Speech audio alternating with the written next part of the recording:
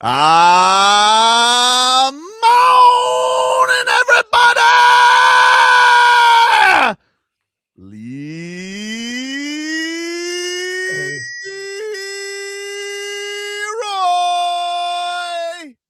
Here's the deal. You will have, you don't even have to do that to me. Dude. It goes without saying.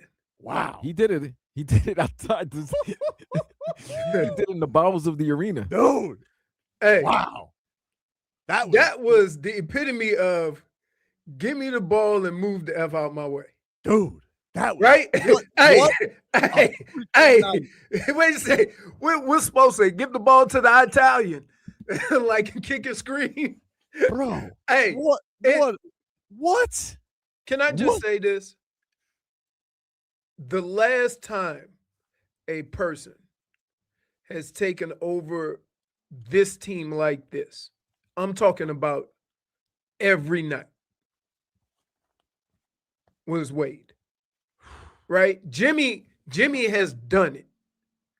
But let me ask you this about Jimmy.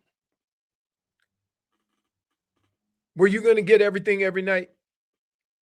No, he was a dial it up for the playoffs guy. Right. I think his regular season high with the Heat was 38. There was a LeBron James that played for the Heat. Well, but he's saying last though. But what last, I'm saying here's what I'm saying. I'm not dismissing LeBron, but I'm saying for a guy who's done it for a long period of time. But I think the thing that LeBron had 4 years, and I'm not I'm a LeBron fan, so I'm not even going to go there. But what I'm saying is when we think of D Wade from the start of his career to the end, right? You knew this is what I could count on from him. Now, he might not have been good at times, but you always knew going into a game. This last month, he's been incredible. He is basically, and we've been asking, and whatever said we had last 2 years, they start looking at each other, and it's almost like nobody wants to take the reins and say, I'm going to be that dude. Yeah, and the thing that's cool about it with him is he's such an unselfish guy throughout his career. And we've always done the thing about, hey, be aggressive, man. It's your team. You're the guy. Right. And I feel like in past games, like he's going to get his shooters open. He's going to do everything to get, Pella and Simone going and all these guys. What do you do if you're the best damn shooter? And he's got, dude, we had no Powell, no Wiggins, no Hero, no Ware. I mean, and so it's just like, all right. And this game was such a thrill when, 83 points. I can't believe it, dude. I got the box score still with me from last night. Like I took it from the I'm like, I have to have that one. Hey, Vlad, tell me after that first quarter you went, now I got to pay attention. Dude, I was done. Dude, when he dunked on, who was it, Sar's neck? Yeah. I was like, ooh, this might be. Well, him and Sar were having a good first they quarter were. battle. I told the guys on press row, I'm like, there literally doesn't need to be 8 other people out here right now. They just should have did a one-on-one. It was just one-on-one. And Sar got him on a bucket, and then Bam's just like cramming it on his head. But he came out firing from 3. And the funny thing was, so we had the parlay last night. I texted you guys. He texted 9 minutes. It took 9 minutes. He cleared 24 points. And he just dude, the thing that was fun about this, because I know like most people got last night and they're like, oh, they saw the end result that he had 83. But he just kept taking off milestone after milestone last night, Leroy, because you're sitting there and the bat phone hits, which is like they give, they'll tell the stats, they'll tell press row, and they're like, new Heat quarter record, most points ever in a quarter. He passed LeBron James, who did it twice. He has 31 in the first half, gets his only break to start the second half, where they're playing Keyshawn Johnson at center. He comes back in. He has 43 at halftime, which is a career high. Right. He's still got half a game to go. His career high was 41. And I'm like, excuse me? Now tell me, you thinking 50, 60 burger? No, I was thinking 60 burger until then the third quarter happened, and it's like, well, damn, he's got 62 already. Let's put this in perspective. he averaged just about 21 points a quarter. Yeah. That's 20 points crazy. a quarter. Huh? He averaged 20 points a quarter. Just a little bit more than 20. Like it's 20 point pretty much his game average in every quarter. In every quarter. And dude, I gotta say, like, you knew what and you knew what the franchise record was. It was LeBron, and that was the kind of the thing I was like, man, can he get to LeBron? Will there be enough time? Because I'm like, I don't know how this game is going to go. They might take him out. Yeah, will they take him out? And he has that little, like Drew has that little steal, get back to him, and he gets with the dunk to get to 62 to get the franchise record at the end of the third quarter. So, with that being said, remember I told you, and he got the dunk to break the Heat record. Mm-hmm. I'm like, all right, he's gonna sit the fourth, right? I thought he was gonna sit the fourth. So Leroy, I flip over to the Panthers game. Oh no, because I'm going back and forth, right? Great game, unbelievable. And then I said, all right, commercial break for Panthers. Let me go back to he's playing. I guess they came back from a timeout because now they're showing 31 in the first, 30 in the first, 13 in the second, whatever. He had 43, and then they showed the 19 in the third. But unbeknownst to Vlad, there was another stat in the right-hand corner that said 7 in the fourth already. So I didn't realize he had 70 points until he made another basket, and then Eric Reed goes 72, and I'm like, wait, 72? Wait, did I miss 7 points when I went to watching the Panthers? Yeah. So I'm like, now you got 72. Oh, you gunning for Kobe's record. You had 72 points with 5.5 minutes left. You gunning for Kobe. At that point, you're like, why not? It almost looked like he got tired of shooting. Dude, he was exhausted. And I honestly think, I saw Mark Spears point this out, and I think he's right. Like, I think Spo at points and challenges, he was just doing that to get Bam some rest. Because, like, yeah, they were gunning for it a little bit. I'm not going to deny it, but who cares? I mean, like, that's what you're supposed to gun for records. You find those moments. Look, it happens in every sport. When you think about the ridiculous records that were accomplished in sports, except for one position, I would say quarterback or wide receiver, right? Like a quarterback that throw for 500. Yeah. Usually it's a shootout or something along those lines. If that game's over, he's out of that game, right? But this game, oh my goodness, it's like, you know what it was? It was like everybody was watching Bam cook. Yeah. And you like, I don't want to be the one to stop it. See, right? Spo is just shaking his head because he went to the line 43 times? 43 times. He made 36 free throws, both NBA. And who was it? Valanciunas? Come on, dude. Try to get rough with it. Fake Vucevic. Fake Vucevic.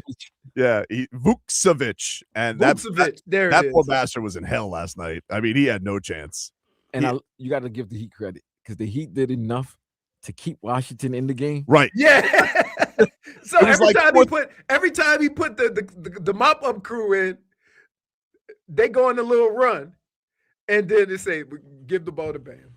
Dude, I mean, there's nothing like one man having like 7 heat checks during the course of a game because he's good. Well, because they were just throwing, like, they got to a point now. We got to like 5.5 minutes left, and their coach Keefe, Brian Keefe, I thought it was O'Keefe. But anyway, they start triple teaming him. They're like, well, we can't be the next Raptors. We can't do that. And so I'm just like, all right, if you guys are going to play. But they were hacking him all game. These are not ticky-tack fouls. He was driving at him, and they couldn't defend him clean. He deserved every one of those damn free throws.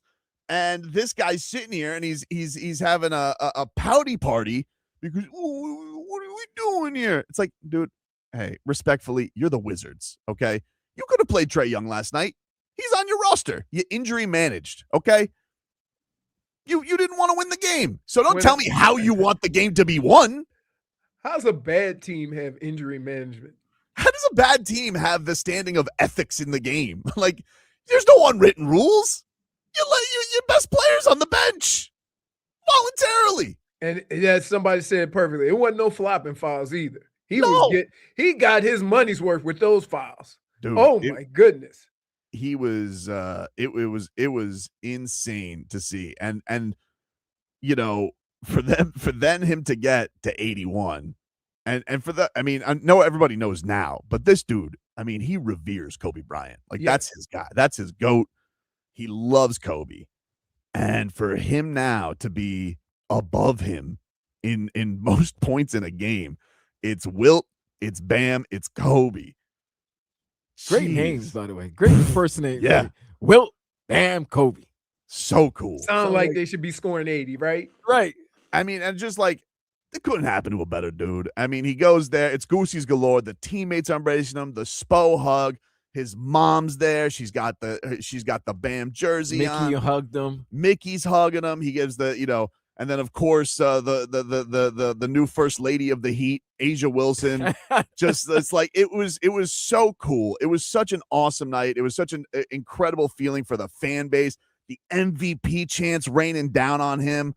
It was so Goosey's and electric to be in that building. Smeetha said Tatum's never going to talk to Bam again. Oh no.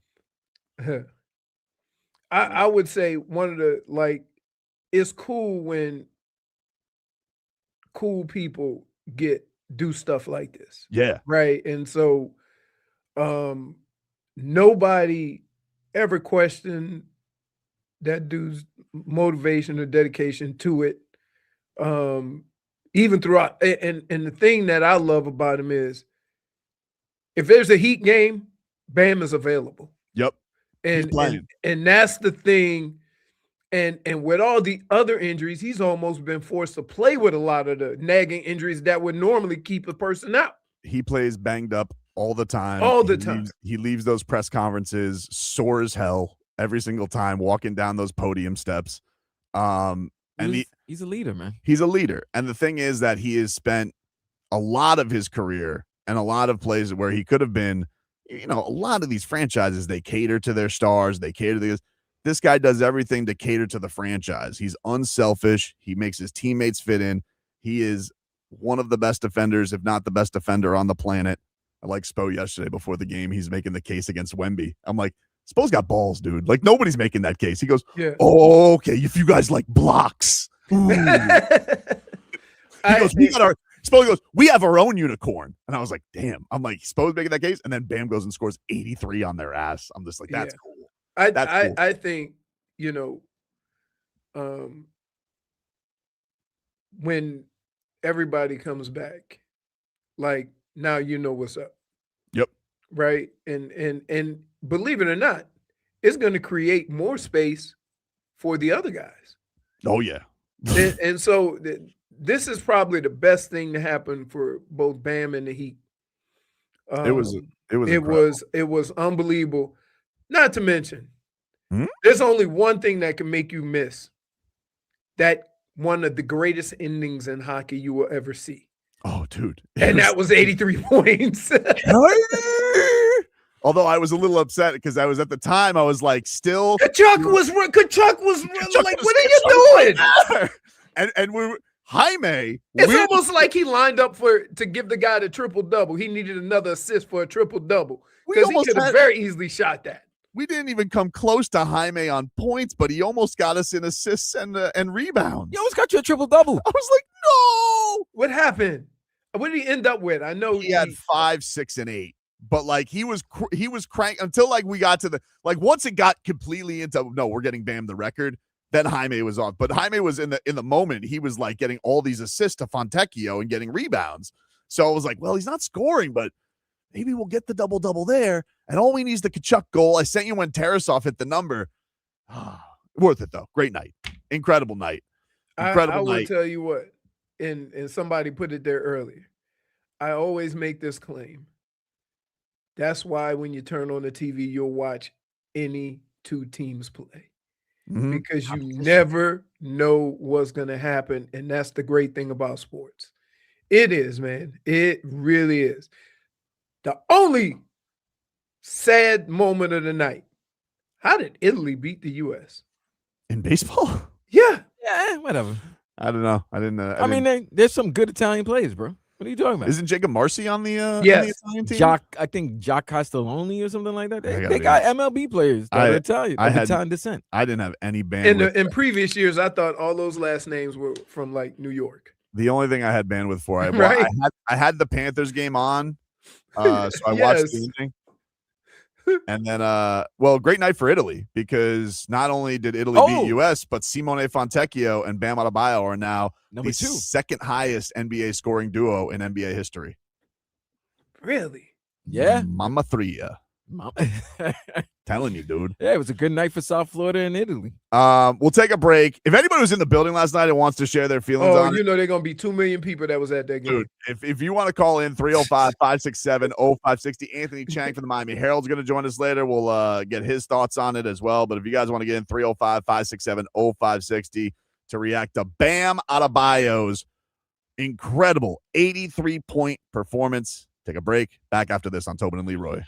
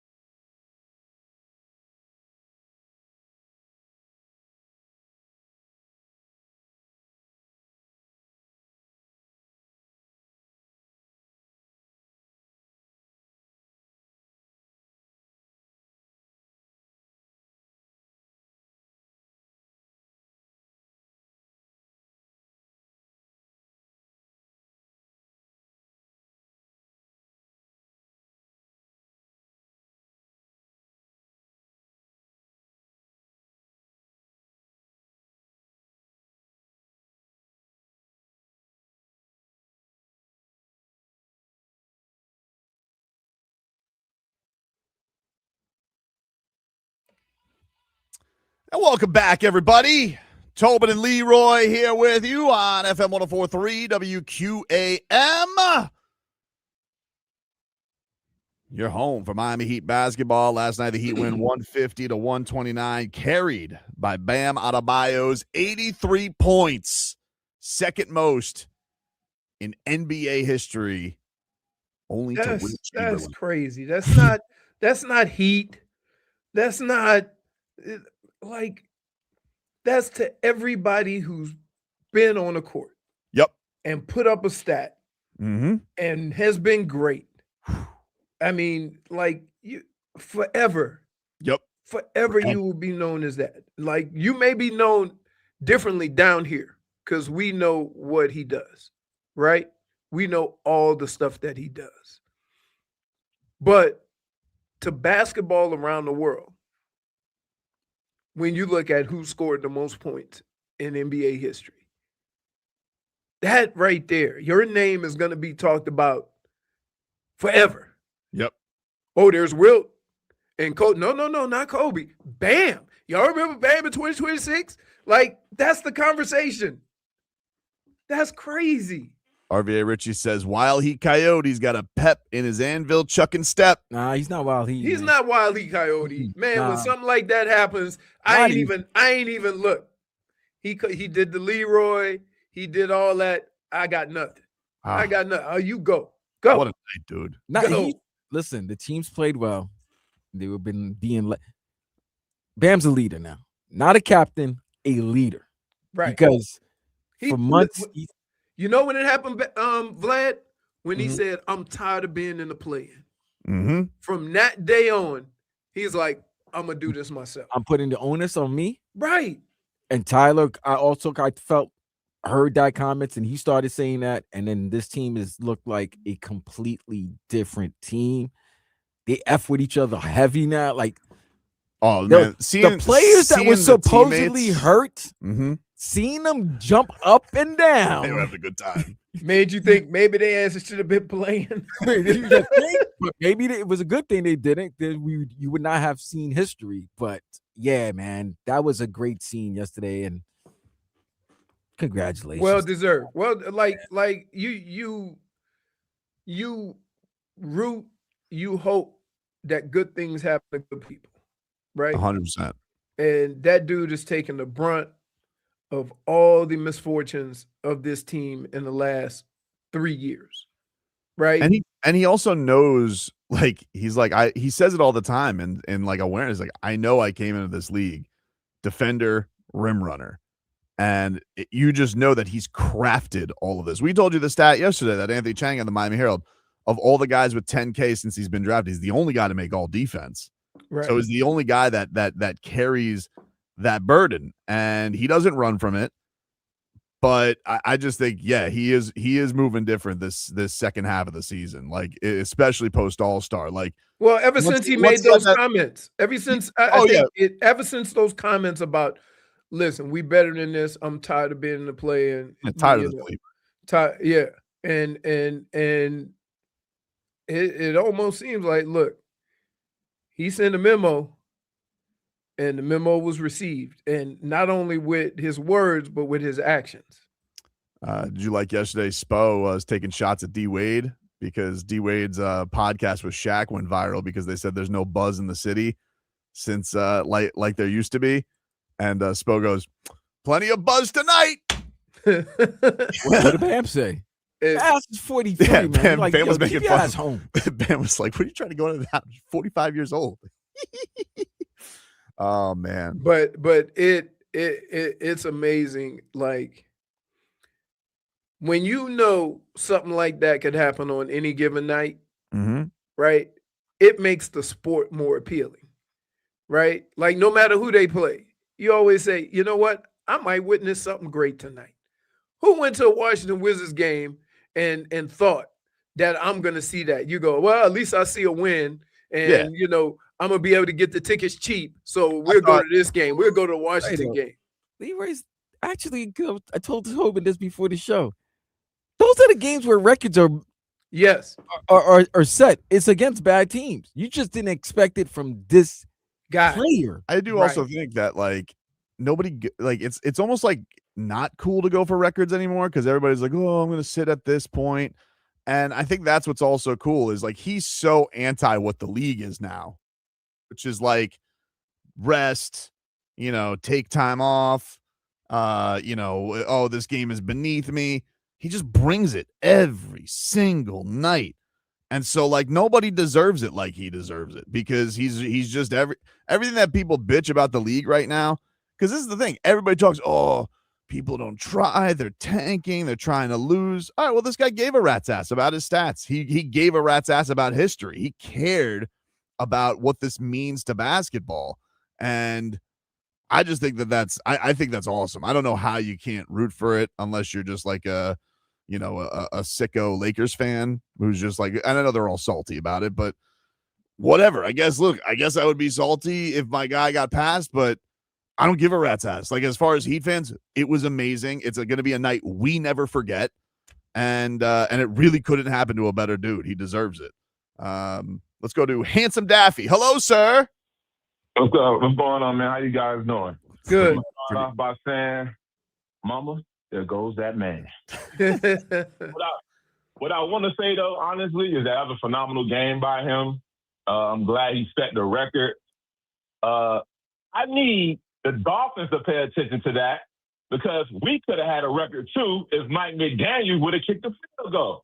Now you're known for nothing, sir. You're known for nothing, for doing absolutely nothing with this city. So I'm glad that Bam is going to be remembered for this. Great game overall. I actually was sleeping because I had to work overnight, but I woke up and seen 83, and I seen it next to Bam name. I thought I was tripping. I had to back out my phone and go back in again to make sure I wasn't hallucinating. I was doing that all night, Handsome Daffy. Like, I just kept looking up at the Jumbotron, and I'm like, it just looks broken. How is that possible? How is that possible? He's got like more than half the points.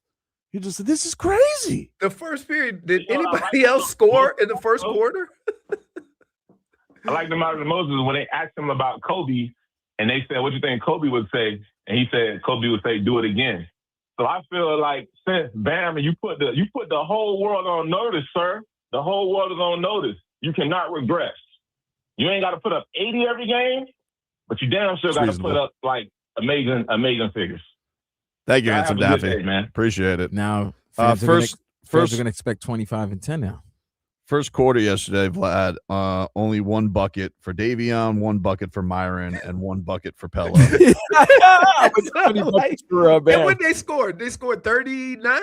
They scored 40. Bam was 10 of 16, 5 of 8 from downtown, 6 of 7 from the free throw line. They scored 67 points among the rest of the players on the team. Bam scored 83. He scored more than 50% of his points. That's right. It's bananas. And scored more than 50%, and they scored 150. It ain't like they scored 120 and you had right. They scored 150. Like they scored 150. Let's go to Jay. What's up, man? How y'all doing today, man? Good, buddy. How are you?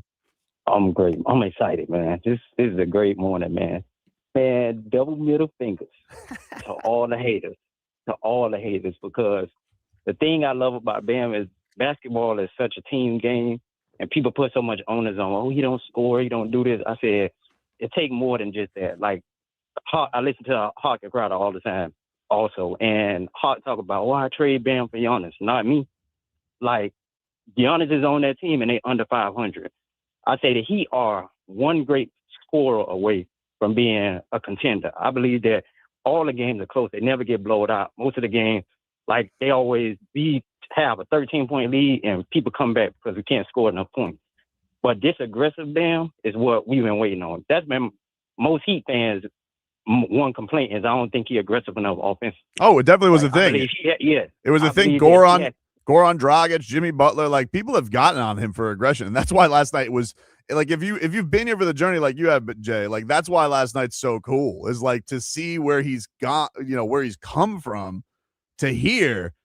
It's just incredible, and to see, like, dude, I mean, he's climbing up the record books. I don't think he's ever going to catch Dwayne Wade for scoring, but I definitely didn't think he was ever going to pass 61 points for LeBron James, let alone Kobe Bryant. The thing that's crazy about this is that he's also going to have the defensive stats. He's going to have the rebounds, So, like, while it took him a longer period of time in his career to get going with the scoring and to have a bag where he could shoot the three and do different things, the defensive numbers were building, right? And then his offense, like, started coming along. And then when we saw, okay, Bam shooting threes, we've been talking about shooting threes from since his third year.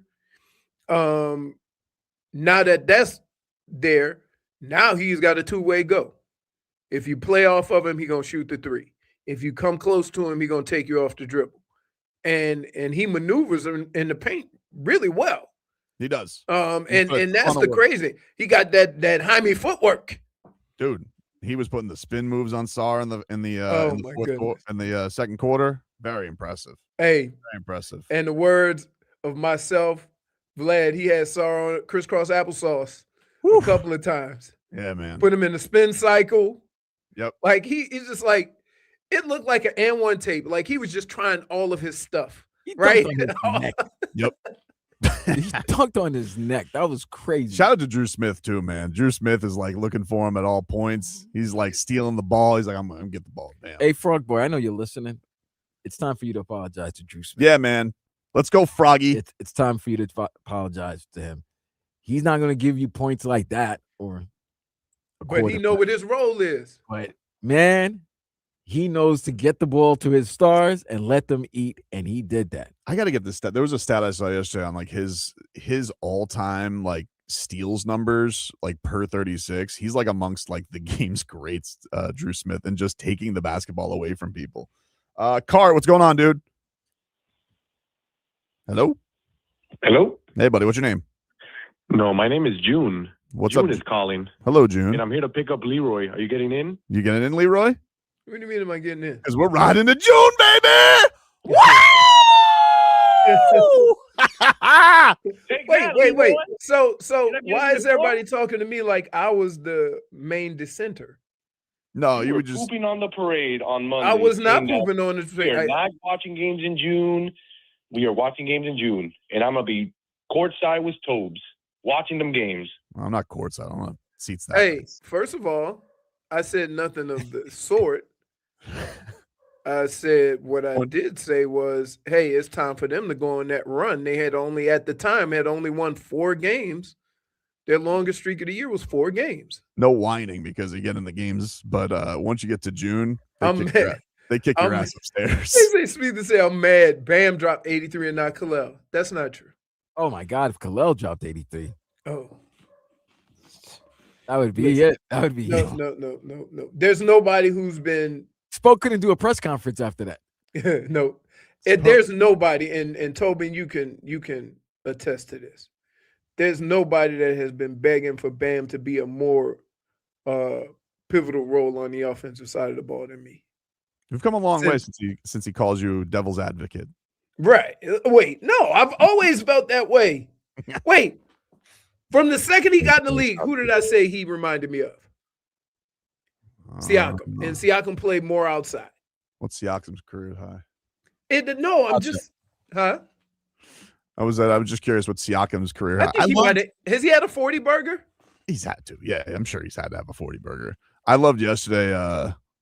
Kelly, we'll get to, it'll take a break. 52. 52. Damn, he dropped it against the Knicks. Oof. I remember that. I remember that. Vlad got to say, ooh, the Knicks. Oof. No, because I remember the game. That's why flashback. It was a bet, and it was a nasty flashback too. Right. Listen, no. I think that Brian Keefe is going to have a lot of. He had a tough night sleeping. He was like, I can't believe I got to coach this team. They stink. I tried triple teaming him, and he wouldn't stop scoring and get to the free throw line. We'll take a break. Back after this.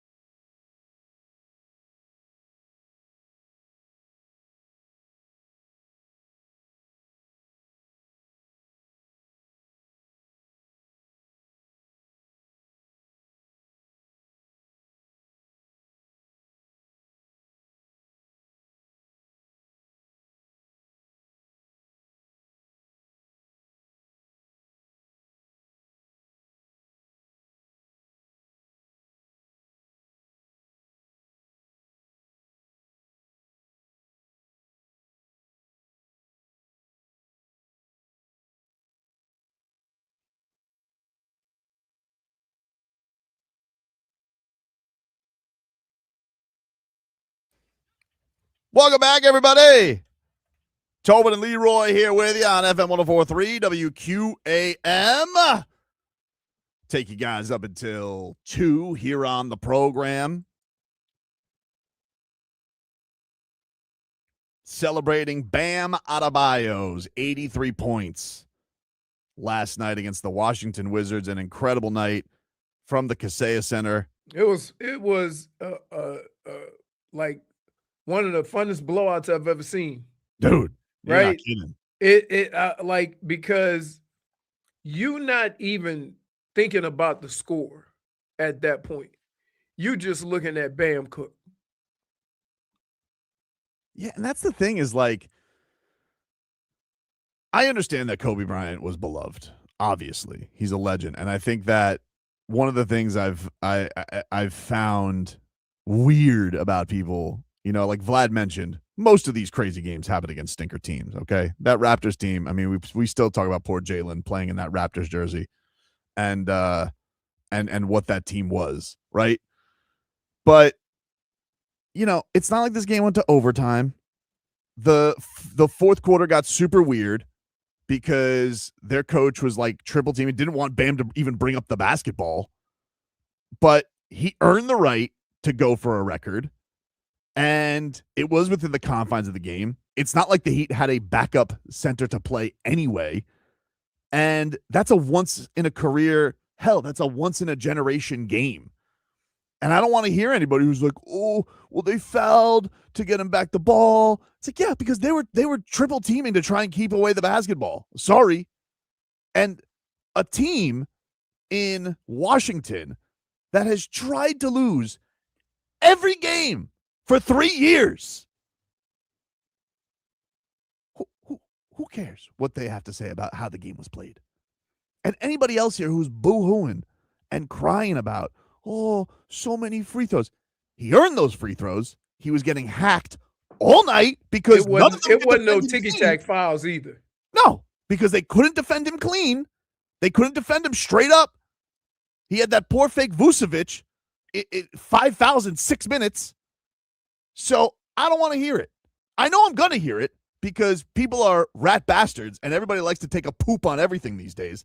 It's just the way it is. Nobody enjoys sports anymore. Nobody wants to embrace this stuff. And I also know that people have a weird thing of like, oh, this is the guy that does it. Yeah, this is the guy that does it. A 3-time All-Star, a 5-time All-Defensive player, a guy who's been the second best player on a team that went to the finals twice. Guy's got 10,000 career points. Has been screwed out of the DPOY twice. Yeah, and he just scored 83 points.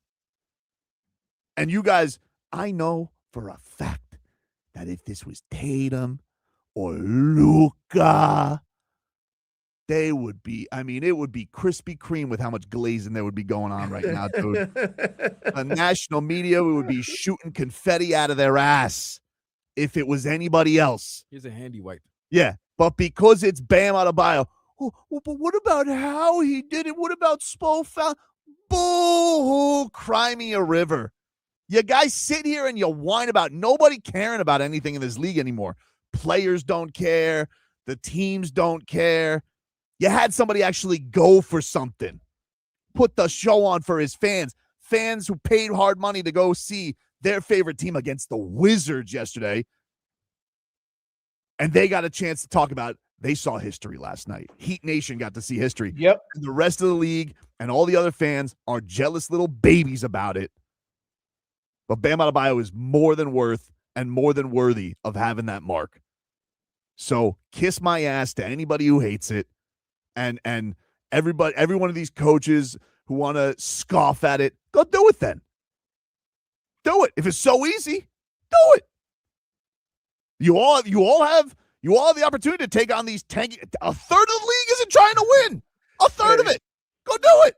Hey, somebody said it perfectly. For all those saying, but it's the Wizards.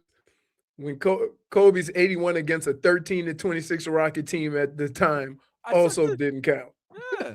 Dude, just come on. What do you who do you think it's going to come against? You think it's going to come against the 72-win Bulls? Like that's who you're going to break records against? Like I'll give Booker at 70 at the Garden in Boston. I think Boston was still a good team at that time, but mostly when great players score their career highs, It's against 13 to 26. Right. against Didn't bad Cat teams. didn't Cat have a really high scoring Charlotte, game against Charlotte. and they bench and the coach they ended lo- up benching him. And they lost. Oh yeah, because he said that wasn't. What did he say? That wasn't winning basketball. Hey, good for Chris Finch. His integrity. Where's his integrity of basketball award? Where's it gone? Yeah. Let me know. Where can I look at that? If you saw, I don't know, but I have a box score right here. I got 83. You tell me how it was done. Kiss my ass, dude. I don't want to hear it. You guys are mad because you don't think Bam Adebayo is well, he is. Wake up, dude. He is. It's time for the rest of the league to wake up. And by the way, all the real players around this league are not the charlatan bums who want to weigh in on it. Everybody loves Bam. All the legends yesterday, LeBron, Bam, KD, Bam. Giannis, Brunson, all the real guys loved it. The losers, they're going to be jealous little babies about it. If you're telling me that Bam is not one of the 20 best players in the league, then why is he always wanting to be selected in Team USA? Yeah. Right. Like he's always He's one of the first guys. It ain't like Absolutely. alternates. It's like you pick, the stars and Bam. and he's also everybody's favorite player in the NBA. Yep. Because they Right. all the real ballers or the true ballers, they know that know the importance of Bam. And he's the only guy to beat Michael Beasley one-on-one. Really? That's what Michael Beasley said. Bees said that? Bees said that. So Bees could let you know he Bees- saw that happen before everybody. Bees has been talking about this for a couple of years. He says, you guys don't know. You don't let him. You don't let him flourish. He says, you guys don't know how good he is. And that's why he's a prophet, Michael Beasley. Underappreciated. Is that but the funny thing about that comment right there, we all know how Beasley will say, there ain't no man on planet Earth could beat me one-on-one. He said this forever. And he was And right. then to just admit that you guys don't know, Bam beat me. Yep. Right? To just admit that. Did you guys see yesterday? This was great. It went viral. It was an old interview. It was from Kel'el's rookie year. He did it with Jeremy Taché when from FanDuel. And he was asked as a rookie, he's like, hey, can you give me your Mount Rushmore? And he goes, Wilt, Kobe, MJ. And then he goes, I'm taking MJ off. He goes, you are? He goes, yeah, taking him off. He goes, I'm going to go Anthony Edwards, Bam Adebayo. So this goes viral yesterday because everybody's like, wait a minute. Kel'el Ware, who seemed like he was doing a solid to his teammate when he was a rook, now he listed the top 3 scorers of all time in a game. That's crazy, right? But here's the thing. I say this about all sports. And Tobin, I always tell you this about offensive linemen, right? The role that you play on a team does not signify how athletic or good you are. And I would say some of the most athletic guys on our team were sometimes offensive and defensive linemen. Like when I was in high school, the fastest guy on my team was a linebacker, Lonnie Martz. He ended up playing in the league for a long time. When I was in Minnesota, one of the fastest guys on the team was my damn left guard. Really? And Randall McDaniel. That's crazy. He played tight end in college, and they moved him to guard. Mm. Right? So he would race everybody. And everybody's like, you're going to pull a hammy messing with him. The offensive lineman, when we got rained out and we had to do walkthroughs in the indoor building, some of the O-linemen would have dunk contests. Like, when you're around it and you see other guys, right, at other positions, and you see them do something athletic, when you're with them all the time, you're not that impressed. But as a fan, sometimes you don't get to see that. Right. The only time you get to see that is a combine, right? So when you see a guy that's 6'8" and 340 run a 5'1", you're like, oh my goodness. Well, the guy seeing him on a daily basis when he ain't never got to run 40 yards, but in that short distance got good feet and move around, and you like, this might be one of the most athletic big dudes I ever saw. This happens all the time. Dude, to have three, I don't care if they're bums, but like to have three other grown men try and stop you. You've played That's it. 40 plus minutes and you've gotten up 40 shots and 40 free throws. He was so tired. So I saw one time he shot a three. It didn't even look like he had any form. Oh, he he had just nothing figured left. everything's going in. I'm just going to chuck it.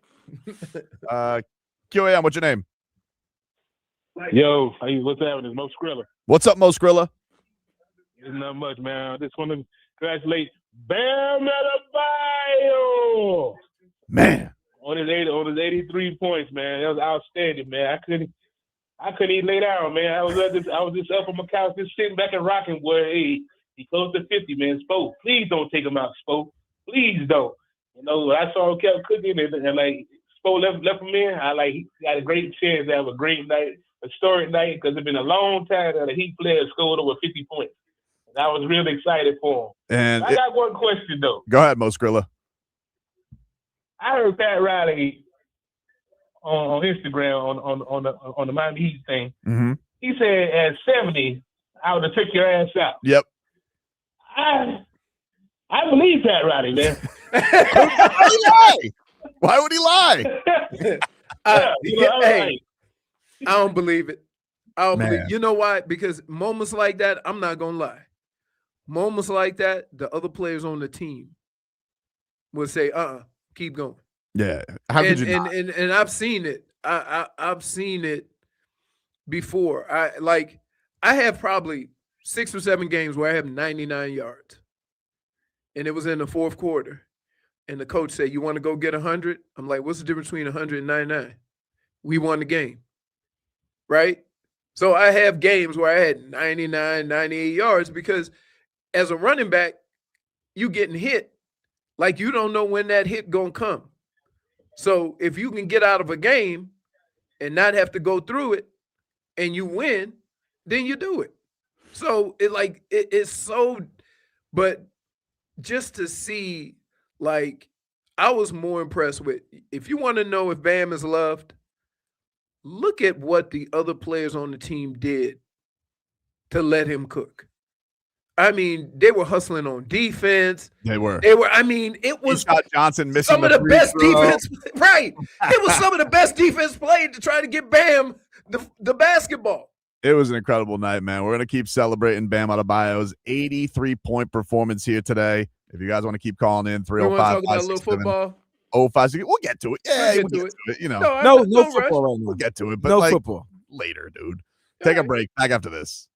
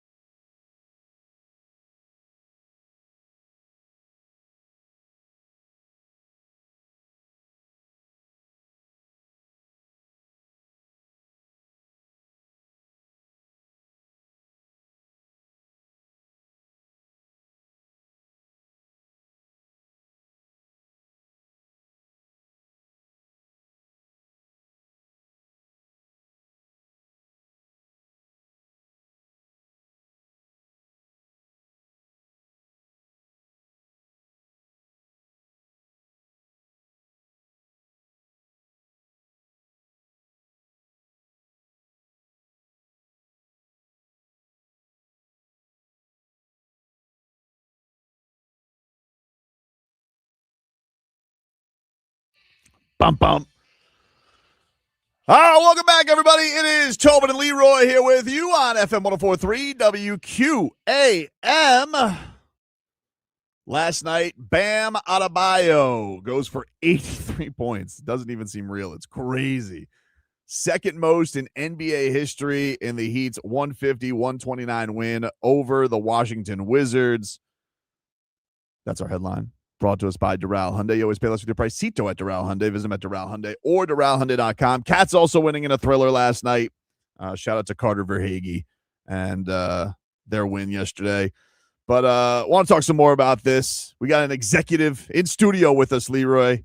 Our guy, Michael McCullough, the Chief Marketing Officer of your Miami Heat, joining us here. Michael, that where does it? I mean, you don't have to give a number, but like that goes in the pantheon of all-time nights that you've taken in the Heat's building, I imagine. I've been in that building for 29 years, and that's pretty close to the top. Particularly because it was so unexpected. You know, you have a guy who is the worker and the glue guy. You never expect him to become the second leading scorer in a single game in NBA history. You just don't see that. It's wild. Was there a point in the game where you're just like, this is going to be a crazy night? Because right when the game started, you know, again, we were talking before it came on the air. Right when the game started, we were thinking, this looks like a trap game. You know, the game you're going to overlook for the next game. And then you saw all the injuries, and it got even more trappier. But then Bam comes out, and he's having this first quarter battle with Alex Sarr, and I'm thinking, Bam's going to get 50 tonight. Like, he just had that look like he's going to go for a big number. But then he had 31 at the end of the first quarter. Crazy. I didn't know where the number was going to end up after that. It was wild because we were sitting on press row, and like the bat phone rings. They say, "Oh, that's a Heat record," and I was just like, "Man!" So he's got the Heat record. Leroy and I had a parlay last night, and I was like, it was 23.5. I'm like, Leroy, you hit it in 9 minutes. It was crazy. Right. We didn't hit the rest of our parlay, I was but trying it to figure out him being awesome. I was trying to figure out. You caught up Leroy? Yeah. What are we doing? As that performance yesterday, it was crazy. You got it? As that performance, Leroy, like we were covered in like 9 minutes yesterday. I got the text because I was going back and forth, watching the game, packing, doing a whole bunch of stuff. And I'm like, wow, Bam. Like, I was watching the beginning of the game. I was like, Bam got like 13. We just started. And then Tobin sends me a text, covered. I'm like, the game just started. I'm like, so now I got to stop what I'm doing, right? Now I got to watch this. He ends up with 30 plus in the first quarter, and I'm thinking, all right, let me stop what I'm doing. Let's see, because I say this, Mike, you never know. You watch a ton of basketball games. You might watch basketball when it's not the Heat. You just watch, and there's always a chance for something great if you love sports to happen, right? And it's even better when it's your guy on your team. But, I'm like, holy smokes, what a night. And it wasn't, the thing about it is, the thing I love about Bam is, as far as no matter what, he's available. So let's start there. They wasn't giving him no ticky-tack fouls. Like, it was some physical fouls. They tried to just mentally take him out of it with physicality, and it wasn't happening. And so I think that's the part of it that impressed me, is the fact that, usually when a guy scores like that, they say, hey, hard fouls. He ain't getting to the rim, and he still was able to do it. So it wasn't like they wasn't trying. Dude, it was insane. It was crazy. And the thing that, Michael, like when he gets to, it was such a wave because you get the record in the first quarter. He gets his career high in the first half. In the first half. I couldn't believe it. I was on Chat GPT all night and doing the same thing that everybody else was doing because I didn't know what the single quarter score was. And I saw that he got that one. And then at halftime, I was like, well, I know it's not the half, but he just kept going. And then when he got to LeBron's record, look, I'm just a fan at that point. Obviously, I work for the team. I'm just a fan at that point. Yeah. But I knew, okay, he's coming out. Right. He's coming out of the game. You like that's done because I didn't even think. I was like, oh, he was 43. Man, if he got to LeBron, that would be pretty crazy. Like if he was able to get to the team record. But the fact that he got it right at the end of the third quarter, you're like, all right, salute. That's the night. But still, like, particularly with the way he went out. Right. Drew makes a steal. He gets Sick the play. dunk. I mean, okay, that's perfect. Okay, go curtain call. Go sit down. Right. He came out at the beginning of the fourth quarter. I'm like, uh-oh. Those are like the nights too when you like the fans just like I love when like everybody kind of realizes it and like he's going to the line and the MVP chants are getting louder and louder, and those are like no one's gonna forget being at that game if you were there, right? It's because you're just like they were rooting for it, and that's why, you know, for anybody who's like talking about how it happened, it's like, no, dude, we have so many people in this league right now not trying to win, not trying to put their best foot forward. This guy and this coach embrace everything against that. He's out there every game. There's no maintenance with him. And you gave your fans, your paying customers, a chance to see something that they'll never see again. You turned a Heat Wizards game in March into something that people will have lifetime memories about. Yep. And nobody went into that last night expecting that was going to be the outcome of the game. Was there like are there like visuals that come to your mind from last night? Anything from your vantage point that you saw? You're just like, that's the thing I'm going to think about when we're looking back on this 5-10 years from now. Well, you know, Bam is such a worker, and obviously when the game's happening, and I sit down by the visiting team bench when he got that dunk and he passed LeBron. You can see he didn't want to smile. But he kind of couldn't help himself. Like he realized like what he just done. And so like, you know, I think sometimes people forget about professional athletes and these accomplishments and Leroy, how hard they work and everything else. He was excited for what he just accomplished and he was trying to keep it in, but he couldn't. That was the other thing too, Leroy. At the yesterday in the post game, Asia Wilson was upset because he hit 10K and she wasn't there. I don't know where. I think she was doing some shoot or something like that. So she's like, I can't believe you scored 10,000 when I wasn't there. And so he responds, he goes, how about an 83-point night? which is crazy. And like you just saying it doesn't sound right. Like you scored more than half of your team's points, but keep in mind, usually when that happens, your team scores 120, 110. Team scored 150 points. So it wasn't like you were the only scorer. It was like, hey, man, I started enjoying everybody else. Like, come on, Bam. Shoot it, Bam. Like, shoot the three. Like, it got to the point where he had no lift. He was exhausted. He was tired. It was fatigued. All right, so when so we getting the 83, the holding up 83 signed shirts, those are available when? Because I want one. We are getting those. We are putting all Bam jerseys on sale for $83. Wow. $83 starting now. They're on sale now. Heat.com and all the stores that we have. We have $13 tickets available for tomorrow night's game against the Bucks. Wow. So we want people in the house to celebrate Bam, to honor Bam, to acknowledge what happened last night. So we're going to try to ride this moment. We're doing all kinds of really cool things internally and with the team to make sure that everybody realizes, like, not only is our guy, but this was really a historic achievement last night. It really was. It was a crazy thing. Like, you know, it goes there with, you know, this is my house, you know, Jimmy's against the Bucks. Some of these iconic things Ray Allen shot, but like you're going to remember this and that night if you were there or if you were just watching on TV, if you got the word and you're just like, I got to see this.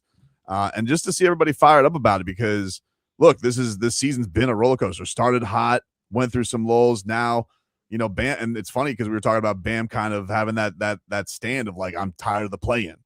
And it really does feel like they've taken off from that point and everybody's kind of coming together.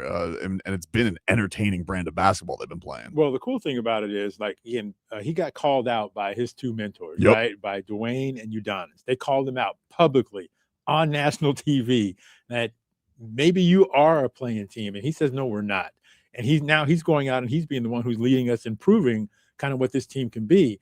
But, you know, the thing about Bam that people have to remember is how he came up, right? Yep. He came up under Dwayne Wade and Udonis Haslem, mentored also by by Alonzo Mourning, coached by Juwan Howard. I remember when he was a rookie doing his 4:00 shoot around with Juwan Howard and working up a sweat and, you know, working on his craft. Like that guy came up the right way. Yeah. No, everybody said when we talked to these guys, UD he's the most mature 19-year-old ever. we talked to Alonzo Mourning after his rookie year, and Alonzo, we were, you know, like we were excited every time Bam was in, but he wasn't even a starter yet. And Alonzo's like, he's going to lead us to places. We're going to raise his number to the rafters, and we're like, excuse me, Right. Like- Hey, Mike. Yeah. So when you got up yesterday morning and you saw that the Wizards were on the schedule, you didn't have no plans. Not like this, right? I did not think I'd be sitting here talking to you guys about anybody on our team scoring 83 points. let alone Right. Bam Adebayo. I saw Heat Wizards. I saw the injury report. I thought trap game, and I told our game house people we got to be on our A game because this may become one of those things where you got to really juice the crowd. We didn't have to do anything to juice the crowd last night. Bam took care of that. We just rode the wave. It was awesome. All right, so $83 Bam jerseys on sale now at the Heat store. $13 tickets for Heat and Bucks tomorrow night at the Kaseya Center if you want to go celebrate Bam Adebayo. Sounds like some cool 83-point merch is coming everybody's way as well. You guys also should mention, just for anybody who hasn't gotten to know, you guys have rescheduled Family Fest, correct? That's correct. Thank you. We have a Family Fest follow-up. We got rained out. Rain doesn't stop us here. This Sunday, we're inviting all those people back. We have a great event. We have the entire team that's going to be there again. So we've got restaurants, we got our food vendors, we got these great photo stops for the players, for the fans. We appreciate everybody coming out. It sucked that we got rained out, but we're back. Man, it's going to be a hell of a run, Michael, because we got Bucks, Magic, LeBron and the Lakers coming, Wemby coming. It's going to be a heck of a schedule. So a lot of fun happening at the Heat House. But, man, it was a Heat Wizards game that Bam Adebayo turned into history. So get on out to the Heat House, guys. You, of course, can hear all those games right here on FM 104.3. And Michael McCullough, appreciate you stopping by, man. Thank you so much. Appreciate it, Mike. guys. We'll take a break. Back after this.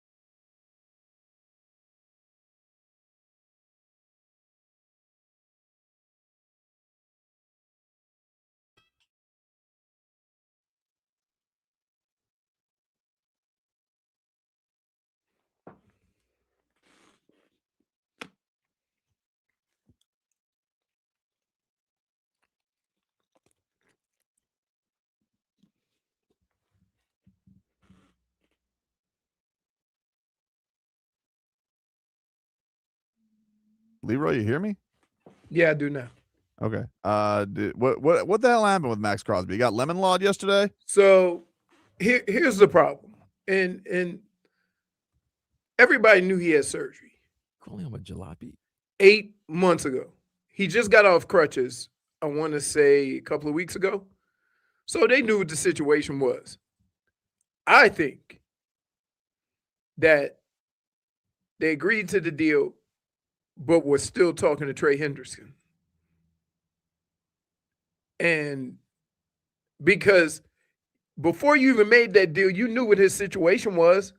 So why would you then have a physical and say he's not healthy? We know he wasn't healthy. He just had surgery. He just had surgery. I don't know. So they got out, and then within 24 hours they signed Trey Hendrickson, and you gonna tell me that just happened? Well, I've seen this happen before. Anthony Barr was a linebacker from the Vikings. He signed with the Jets, and then he decided, you know what? Don't want to sign with them. This happened with trades. There was a trade with Philadelphia and Detroit. They were trying to trade former Dolphin running back Ronnie Brown. Mm-hmm. They were getting a running back from Detroit. They ran the physical. They nixed the trade because during that physical, they found out he had a brain tumor and pretty much saved his life. So there have been trades that have been nixed because of but not. This is a different situation, Vlad. In this that is definitely different. No, everybody you're right. knew he had surgery, right? And this is why I got to give the Raiders credit, and I trust the Raiders a little bit more now in the Christian Wilkins situation before, because remember, Crosby was trying to fix. They shut Crosby down the last 2 games of the season, and he wanted to play. Right, he was doing 360s and everything, and his leg was pretty messed up. Mm-hmm. And look what's happened now. I think they didn't realize, we could save this amount of money, and we're going to get $30 million once 4 p.m. kicks in today. We could get our draft picks back and just sign Trey Hendrickson. Right. That's what really happened. That's what I'm saying, though. Yeah, they finally did the math. The math started the math, and they were like, we could sign this guy and not give up to get a guy. But why wouldn't they know that going in? Like, if everybody knows Trey Hendrickson. But again, because here's the problem. I honestly believe that they were still talking to Trey Hendrickson while this was going on. And while they were trying to talk to him beforehand and work out the Crosby deal, they said, well, the Trey Hendrickson deal ain't going to work out. Let's just go with the Maxx Crosby. And then maybe Trey Hendrickson came back, and then they say, okay, we got the number. But in any event, the problem is kind of rat behavior by the Ravens. If that's the case, yeah. Absolutely. So you get Trey Hendrickson, you get your $30 million back, and you get your 2 first-round picks back. Probably seemed like they should have thought about this beforehand, right? Yeah, it's pretty wild. It's a pretty wild thing. I didn't get it. By the way, the Dolphins restructured Austin Jackson's contract, so they're cap line for the league year. So he'll be here this year. So that when they do that, they stretch it out to another year. Mm-hmm. So now it almost he might, if all things play out, he'd be here for a couple more years. Look, he's very talented. He's just scared of the durability. He's a little like new Teron Armstead. You know, it's like it feels like something flares up for him every other year. So right. We all know he's talented. It's just a question of can that lower body hold up for him. I would just like to get we had 5 guys play an extended period of time last year, and it seemed like it helped. I want to see if they can get their talented guys to also get that same consistency, because that'll help the young guys come along, right? When you have your veterans and you have your older guys in there, that'll help Savaianaya. That'll help some of your younger guys on the offensive line with that consistency, working together with a veteran. That'll help, Paul. That'll help all these guys kind of grow together. And any time that I played on a team that's had the same guys and they didn't have to move a lot, you sometimes lost who was the weakest link because they performed so well together. And I hope that's the case, that not only are you have talent, but some of those guys you think were going to be talented now have the luxury of working with the same guys next to them. That's a big deal with offensive linemen. We just had a signing. Who signed? Adam Schefter is reporting that the Colts and Daniel Jones have agreed to a 2-year, $88 million deal. Is it all guaranteed? Hasn't said if it was guaranteed, but It's basically just a 1-year deal yeah, because he's not playing this year. he is. Is he? He's trying to make it. Yeah. Achilles are like no big deal, dude. It's like stubbing your toe these days. Okay. That's how everybody treats it. I mean, No. if Tatum came back in 10 months, Yeah, but here's the problem. Remember, even when Aaron Rodgers came back, you know what I mean? It took him a while to get going. Yeah. No, it did. Oh, Chris Russo's talking about the 83-point game. I'm sure he loves it.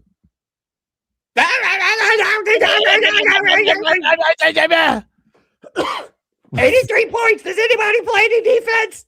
They're saying 60 million is guaranteed. That's Good for Daniel so Jones. Yeah, that's real 23 real more rich, than rich story. that's 23 more than what he would have gotten if he, with the transitional. You're out there, you hack it to get extra possessions. So that means Kyler Murray's going to Minnesota, and pretty much all the quarterbacks are done. You excited about Geno coming back? I don't know. You feel a little something. I mean, he's a vet. I want some vets in my quarterback room. I mean, Geno's Geno. It's crazy because when he first left the Jets, right? Everybody thought, oh, it's over. He's done. He's just gonna be a career backup. Then he went and had some success. Now he's back. Say the same thing about Sam Darnold. Why? Mm-hmm. Hey, Vlad, why y'all be ruining quarterbacks, dog? I don't know. Hey, why you have so many quarterbacks in Cleveland, Leroy? Wow. Hey, This is like the Spider-Man meme. Yeah, I mean, Yeah. why are you calling me out when your team has been drafting quarterbacks, like- the most This is quarterbacks? like the Dolphins, Jets, and But- Browns could stare at each other right now and be like, oh. but of all those teams, the Browns do have a more recent playoff win, even with all them quarterbacks. 2 of them, right? yeah, two but of them. No, one of them. have you even? Yeah, but out of those 3 teams, who's been even close to a Super Bowl? Yeah. Oh, we have Oh. in the Rex years. How long ago was that? I don't know. When was Feetgate? I don't know what 16 years ago. Smell them? Yeah, damn. I mean, it's closer than 25 or 26 years with one team. It's crazy. It's crazy though. I personally, and I said this, I believe they're gonna still try to start Deshaun Watson. Well, His money's guaranteed. He got 1 more year. They're gonna try to get everything they can out of him. what do you think they do with all the stuff? Like when Bam wins yesterday and he gets all like people were mentioning about the merch. Like I saw that he kept his jersey. Do you keep all of it from everybody? Because like you got to watch out for thieves now with all this game worn memorabilia. Oh no, he brings it home. He brings it home. No, wait a minute. That jersey's got to go to Springfield. What do you? Yeah. No, it doesn't. Yes, it does. No, it doesn't. Yes, it does. Wonder if he No, wears it 2 doesn't. jerseys. Well, in a okay, game. a replica of that jersey has to go, or something that If box. Bam took the original jersey home, they ain't gonna get it from him.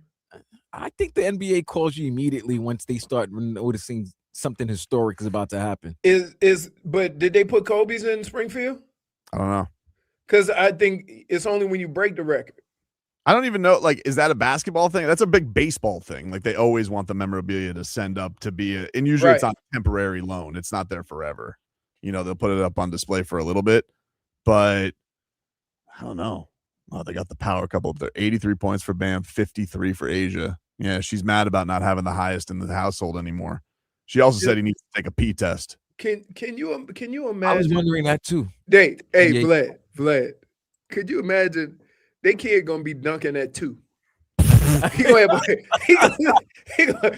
at 2. He gonna have a wicked crossover at the sand. Leroy at 2. He's At just 2. gonna be At 2, he gonna have a little hoop. He gonna be crossing other little kids over. You can't even walk. Your legs ain't even So working. you're basically Crossing you saying they're gonna create a better version of Wembanyama, an American version of Wembanyama. Perhaps. He not gonna. He not gonna be short.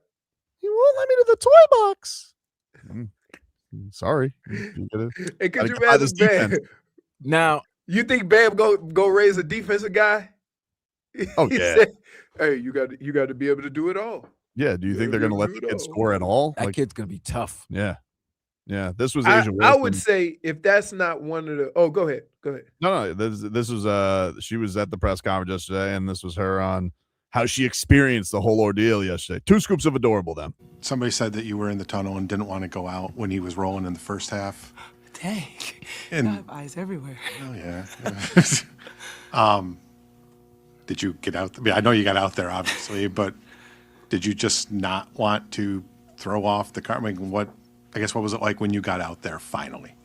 Yeah, I was hiding a little bit, only because, I don't know, I just got nervous. Because like Bam said, I mean, I see the countless hours that he puts in. I see the early morning workouts, the questioning, the self-doubt. I see all that. And so for him to be thriving so well in that space during that time, I didn't want to mess up any mojo because we are 2 of the most routine people ever. And I'm just like, all right, if I'm not in my seat, he's doing pretty well. And I remember I sat down and you missed your free throw and I was like, all right, let me go back to the bag. But at the same time, I knew I wanted to just be there to show my support. But this has been an incredible game, obviously, but journey for Bam. Witnessing it firsthand, the highs and the lows of it, it's been so much fun. And I know he says that I'm his inspiration, but I don't think he has a clue how much he inspires me to continue to be the person that I am, but to show up for him. That's my biggest goal, is always just to be present and show up for him.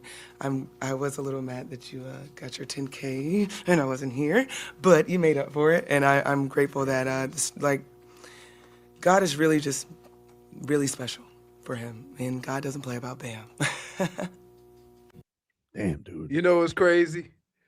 It's like, you witnessed 83. That 10K ain't gonna mean nothing when I get to 20. Right? He just wants to be there for every achievement that he. Yeah, no, I know.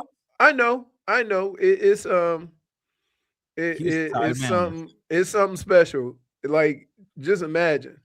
He scored 83. She got what, 3 MVPs? And she has the most points for the WNBA. She has like 50, scored 52. And she disappointed she wasn't there for him. I'm like, goodness. Now, as exhausted as he was yesterday.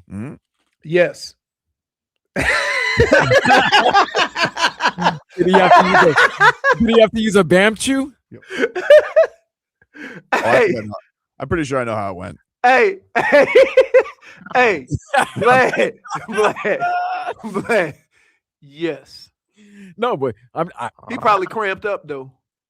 Oh, it's good to have a water bottle by the table. He was drinking orange juice. You see, he was getting that orange juice, trying to get the. Hey, you know what?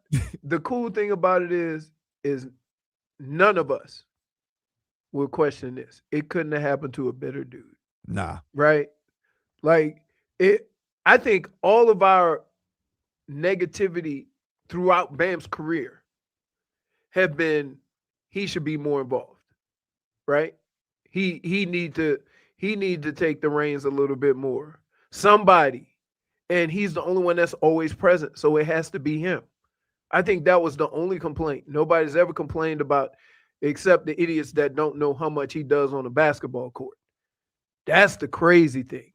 Schmieden says, imagine thinking Tay-Tay and Podcast Boy are a cuter couple than these two. Nah, they're 2 scoops of adorable, dude. Now, if you're talking about sports couple, you guys, that's the intangible cute couple. This is the tangible cute couple. Kings and Somebody said, I can't think of a joke that makes fun of Bam. You can't. I mean, even when, you know what's funny? You see when they got into their little kerfuffle, and Bam is just like talking to everybody, and everybody like, all right, Bam. Yep. All right, Bam. Crazy. Right. It was crazy. Like the respect that he has he is around the league is probably one of the craziest things that you see. Like when you see him talking to other players and other teams and the stars on the other team, the first person they go to is Bam. They all love him. Right. They all adore. Why can't we get some of them here? I don't know. NBA TV had Dave Fizdale. Oh yeah, Fizz. And I forgot Chris Haynes. Yep. Hosted by MJ Acosta, and they had Dame on when he had 72 points, and he was talking about, that's his boy. So he was so happy. Don't worry. Tobin, get over it, man. Past trauma. No, it's not past trauma, Past man. trauma. No, enough of this past trauma. Dame was showing so much He love. loves Bam. It's Everybody loves Bam. That's what I said earlier.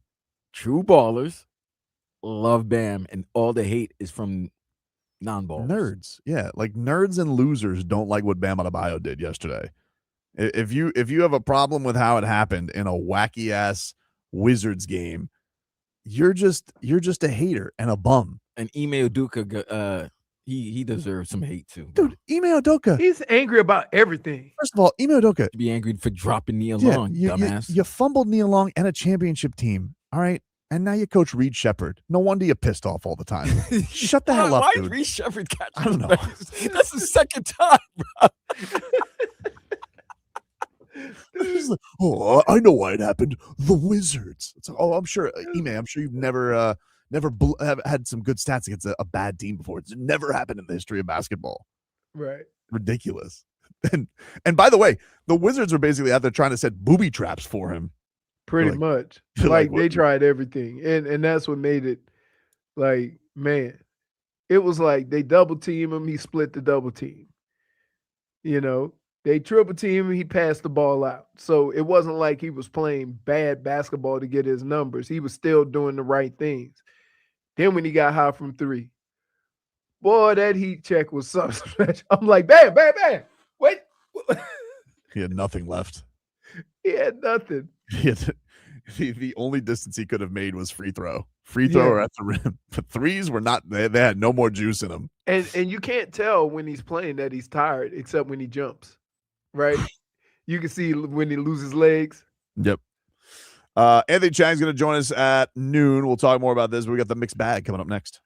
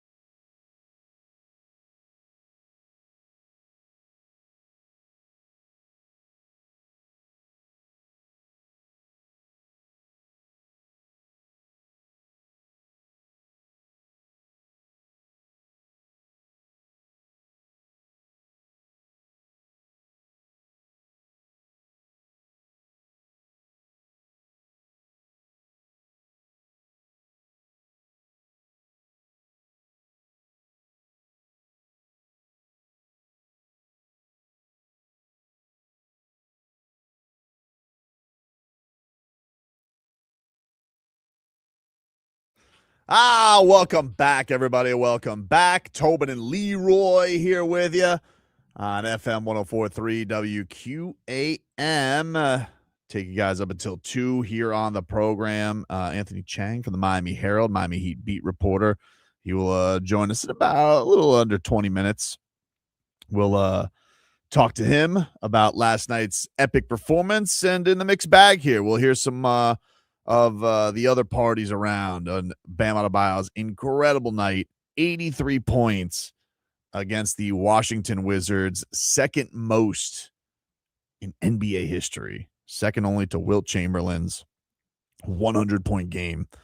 And incredible night, really, really awesome dude. Great night for the Heat fans that were in the building. Great night for the Heat fans tuned in around the world. And to any of the salty dogs that are whining about it, kick rocks, you bums. I don't really give a rat's ass, to be honest with you. We had a lot of fun last night. A lot of fun, dude. So did Erik Spoelstra. Erik Spoelstra yesterday, he gave his thoughts on what it was like as the scoring went up. And he said he really just, kind of wanted to avoid, him and Asia Wilson both wanted to avoid being jinxes. So this is what he had to say on what it was like on the bench yesterday. I know you say you didn't want to get in the way, but this also isn't baseball. You can't just avoid the guy throwing a perfect game. So what was Bam like, and how was the team kind of treating him on the Well, I made sure, typically, the first few timeouts, one of the reserves will always pick him up from the bench. And then as the game gets going, I start getting my hands on him, and I always pull him up, and it's just a connection between the head coach and the captain and the team player. We've done that for a few years, and then usually everything down the stretch, we're getting our hands on each other. I did not go anywhere near him. We would have something going on once it got to 40. I didn't go anywhere near him at that point. Who knew that I would be superstitious, but it got a little, crazy there in the second half. And you just wanted, to make sure that that flow, that everybody is searching for in pro sports. He was in the ultimate flow and ultimate zone. You didn't want to get in the way of that. There you go. Erik Spoelstra yesterday. Hey, yo.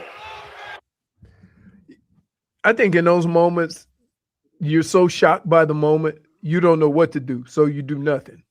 Yeah. You stay out of the way, right? Yeah. And that's kind of how it goes. Basketball is a little bit different than a no-hitter. If you throw in a no-hitter, that's just kind of like the thing that everybody says, right? Don't talk to them, but mostly pitchers are like that anyway. So Pitchers it's not like a far reach from what you normally would expect when you approach a pitcher. Some pitchers don't like to be bothered when they're pitching. Some pitchers don't like being talked to on a certain day. They don't like talking, especially the day of, until they pitch. Right. But some, I think a lot of that's all in our own head. We feel like we don't want to mess up what seems like just a flow state that he's in. You don't want to mess up the kind of rhythm that he's in. I don't want to be the bum. I don't want to be the mush. It's different? When a guy's cooking in golf, you take his mind off golf. So every conversation would be like movies, something else. So when you get in that zone, you don't want to be thinking about being in that zone. So you just kind of, because you have a lot of downtime in golf. Right. You think somebody's talking to Tiger about other things when he but when you hear but when Tiger goes on a run, you would hear his caddy would say, we talk about everything except golf until it's time to hit the shot, because you don't want to start overthinking it. Got to get ready for that Perkins meal. Of course. I know what, and the funny thing about it is the Heat organization, and if you ask anybody in that organization, they would all say the same thing. If anybody was going to do it, we want it to be him. Of course. Right. I know you love Victor Oladipo. Yeah. Victor Oladipo, Bam's former teammate, was on CBS Sports yesterday, asked about the 83-point mark. Here's what Vic had to say. Great guy is an understatement. he's a phenomenal young man, and he was raised correctly.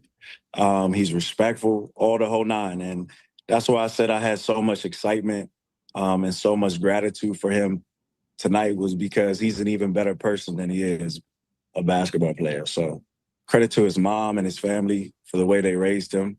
And I'm just happy for him that that opportunity came tonight. Bam was getting to his spots and it was clicking for him. And it was clicking. And, you know, the culture over there is so heat, if I had to say the least, that they kept feeding him tonight, even when he, you know, was trying to play the right way.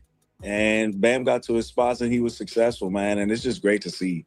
Like, no one deserves it more than him, in my opinion. And he works so hard. He's a Heat lifer. So his resume speaks for himself, but I'm just happy for him. There you go. Victor Oladipo with some kind words for his former teammate. Yep. Gucci's galore. Yep, absolutely. I don't think let me say what did D Wade say? D Wade tweeted. He actually had, there was a couple things that D Wade said. I don't know if he's like put any comments on it, but the Heat asked him about it on Instagram, and I'll give you his comments here in just a second. But they like DM'd him. He also like tweeted out like 83 for the captain and like with a salute. Hold on. Let's see. Here we go. They said, Dwayne Cap is having a historic game right now. Give us your thoughts. He said, wow, I'm proud of his individual accomplishment. I'm more proud of how his teammates rallied around him to make sure that the night was historic for him. That's why he's the Cap. Salute, respect to my little bro. 83, mind blown emoji, mind blown emoji, mind blown emoji, mind blown emoji. Bamonte. That's what he said. Those are his thoughts. Oh, hello, Jennifer. Hello. Were you excited yesterday watching Bam Adebayo's insane night? Let's just say this household is very emotional over last night. Everyone is a huge fan of Bam Adebayo. We've been there since the very beginning. So being able to see him thrive and be able to hit such a milestone, it means a lot to us here. Always Bam. He was also one of my brother's favorite players. So yeah, it all just like ties beautifully, really. Giannis Antetokounmpo, he was asked about Bam's performance yesterday. Of course, the Bucks will be in town tomorrow, as Michael McCullough told us. $13 tickets in honor of Bam Adebayo, so get you in the door cheap for Heat and Bucks tomorrow. But here was Giannis's thoughts on the 83. Bam Adebayo did tonight. Just if you do know, just what your reaction was to it. I heard guys, 83, incredible. Speaks volumes in his hard work. I haven't seen the game. I have to watch the game and see. 36 of 43 from the line. Free throws? Yeah. It doesn't matter how you get it. All that matters that you got it. Like in 10, 20, 30 years from now, nobody's going to remember how many free throws he shot. I don't think I remember how many shots Kobe shot or how many free throws he made or threes. All you remember is 81, Wilt, 100. You don't remember that, you know. So at the end of the day, he got 83 points, and obviously, did they won? They did. Good. Great way to help your team win a game. I know that his family, his close friends, they're extremely excited and happy for him. And again, speaks volume in his hard work. You know, I know Bam. He works his butt off every single day. He never cheats the game, and seeing a guy like him doing something like this is incredible. You guys get him next. Just as a competitor, I mean, you're playing. We'll try not for us not to score 83. He's going to score 82. Giannis always got the jokey jokes. Oh, come on, man. But he was very respectful. Very respectful. And he spoke honestly. Because guess what? The same thing would happen to him. If he was the one that got 83 points or 82 more, whatever, they would question it. Of course. Because, well, to certain, I think people think guards or forwards who create are the type to get that type of record. Not forwards or two-way players. That's the thing. He's considered a two-way player. Two-way players just don't do that. No, that's it. Well, we'll see if he even shows up tomorrow. Oh, come on. We'll see. We'll see if he plays. We'll see if he plays. Did you see that little video he had with his wife? I did not. Oh yeah. Was he back horny again? Is it Pretty weird? damn much. Yeah, he was. It was like they were comparing who who are the better parents. Like who's the one that's gonna feed the kids if they cry at night, and the mother was going to the door, like they were playing that. Oh, little like game. the side. The who's side, this, yeah. this, yeah. And then it was like, who wants to have one more child and who doesn't? And the wife started running to the who doesn't, and Giannis is running like Tarzan to the one with more children. So yeah. Not surprising. Listen, he's not a Greek freak for nothing. It's the truth. But anyway, that is your mixed bag, ladies and gentlemen. That is your mixed bag. An awesome night last night. We'll continue talking about it as Anthony Chiang from the Miami Herald. He, of course, covers the Heat day in, day out. And we'll get his thoughts on the historic night from Bam and where this team is headed. Take a break. More to come here on the show, streaming live on YouTube and Twitch, 104.3 WQAM on YouTube, Miami 104.3 WQAM on Twitch, and streaming in your ears on the Odyssey, iHeartRadio, and TuneIn app. We're back with more after this.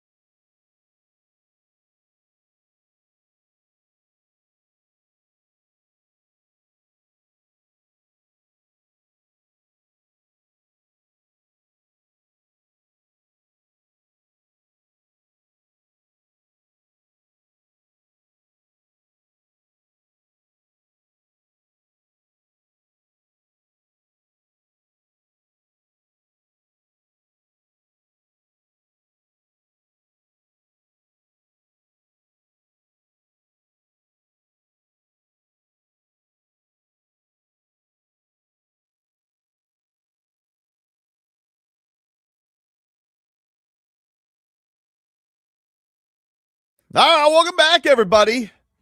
Tobin and Leroy here with you on FM 104.3 WQAM. We'll take you guys up until 2 here on the program. Been talking about Bam Adebayo's historic performance all day here on the show today. 83 points, the second most in NBA history, only behind Wilt Chamberlain's 100, passes Kobe Bryant's 81 points. Let's break it all down. Let's go out to the Toyota of Hollywood guest line. Shop over 2,000 Toyotas on sale at one location at Toyota of Hollywood on 441 between Hollywood and Sheridan, and toyotaofhollywood.com. Anthony Chiang covers the Miami Heat for the Miami Herald, and he joins us here on the guest line. What's going on, dude? How are you? I'm good. I just still can't believe what happened last night. How are you guys? I'm just blown away, man. It was insane. It was insanity. Like, did you have a point? Because I was talking, we were talking about this all show, Anthony. Like, it was such a fun night because he just kind of kept knocking down benchmarks throughout the whole night, whether it be like quarter records, career highs, franchise records. Like, did you have like a sense around at what point, like, man, this is going to be a crazy night? The first quarter when he had, set the Heat record for highest scoring quarter in team history. I think at that point I knew it was going to be a special night. I didn't think it was going to be 83, but I kind of knew it was going to be something different. My question was, from the beginning, was how long is he going to play? Because we figured this was probably going to be a blowout win. Are they going to rest Bam for most of the second half? Is he going to rest in the fourth quarter? Even in the third quarter, we didn't know if he was going to play most of the fourth quarter. I was like still unsure of what it was going to get to. I don't think anybody expected 83, but I think once he got off to that hot start and he put himself in position to have that kind of night, that's when you kind of knew, okay, maybe this could be something special. Could he get to 61? I think was the first question. Can he break LeBron's team record of 61 points? And obviously he shattered that. Anthony, one of the things that I've been talking about and been impressed with is, one, Bam's availability. You don't have to worry about some of the things you have to worry about with a lot of guys on the team and their availability. But it almost seems like in the last month, when he said, I'm tired of being in the play-in, that he basically just took it upon himself. This has not been, we all see the 83 points, but he's been playing this way for about a month. Yeah, no, for sure. I think this has been his best stretch of the season by far. He's more aggressive from the start of games, which I think has always been a frustration with Heat fans of like, you see this in bursts and flashes, but you don't see it consistently, like him being this aggressive, because we know, like, yeah, is he the best scorer in the league? No, he's not. He's not known as a scorer. He's one of the best defenders in the NBA, maybe the best defender in the league. But we know that he's a matchup problem for a lot of defenders. Either a guy's too small and he punished them in the post, or he's quicker than the guy guarding him because the other guy's bigger and he can blow past him. Now he has a 3-ball. Like, he has a pretty well-rounded offensive skill set at this point of his career. He needs to be more aggressive. He needs to be a bigger part of the offense, and you've seen that lately. They're running the offense through him for the most part. Obviously, Tyler's played a big part in that, but Bam being assertive and aggressive offensively has kind of lifted this team to a new level recently. And I think after that comment in Philly, when he said, I'm sick and tired of being in the play-in, it's not a coincidence the team has won 6 straight, and he's probably had his best stretch. Well, definitely after last night, he's the best stretch of the season so far. Does it blow your mind, though, like seeing the journey of this guy? Because you covered him for his whole career. You had one of the first deep dive features on him about like the way he came up and the fact that he's crafted himself. He's shooting up records, and a lot of that's been because of he's durable and he's played the most games. I never thought that he could get a mark like this. This is crazy. No, Tobin, I don't know if you would agree with me, but on this roster right now, if you give me odds of who can get to 80 points in a game, he probably would be third behind Tyler and Norm. That's how surprising it is. I mean, it is arguably the most improbable night in NBA history. Just the fact that Bam Adebayo now has the second highest scoring game in league history. That's insane to even say that, to verbalize that. But no, considering his story where he wasn't a natural scorer, he's kind of struggled with that his whole career, where he's had spots where he hasn't, it doesn't come naturally to him, so he struggles in certain playoff moments. The Brook Lopez matchup, when they would dare him to take jump shots and they would drop and sag off of him, and he struggled with that. And it just been so many different moments of like you want more from him offensively, right? Like he's still averaging 20 points a game, but you see the potential for more. You see sometimes he's not as aggressive. He's known as a hustle guy, like he said, a lob threat, a really good defender, someone who's available, a leader, but not as a scorer. And for him to have that moment last night, it was almost like once he got to like 50, Spo and the team was like, this is for you. This is for you doing everything else, all the dirty work for us. We want to get you this. We want to see how far you can go. This is a thank you, for being available every night, like Leroy said, for being a leader, for doing all the dirty work, for kind of being, taking the hits and the criticism when the team isn't playing well. Like, this is a thank you. We want to get you this moment.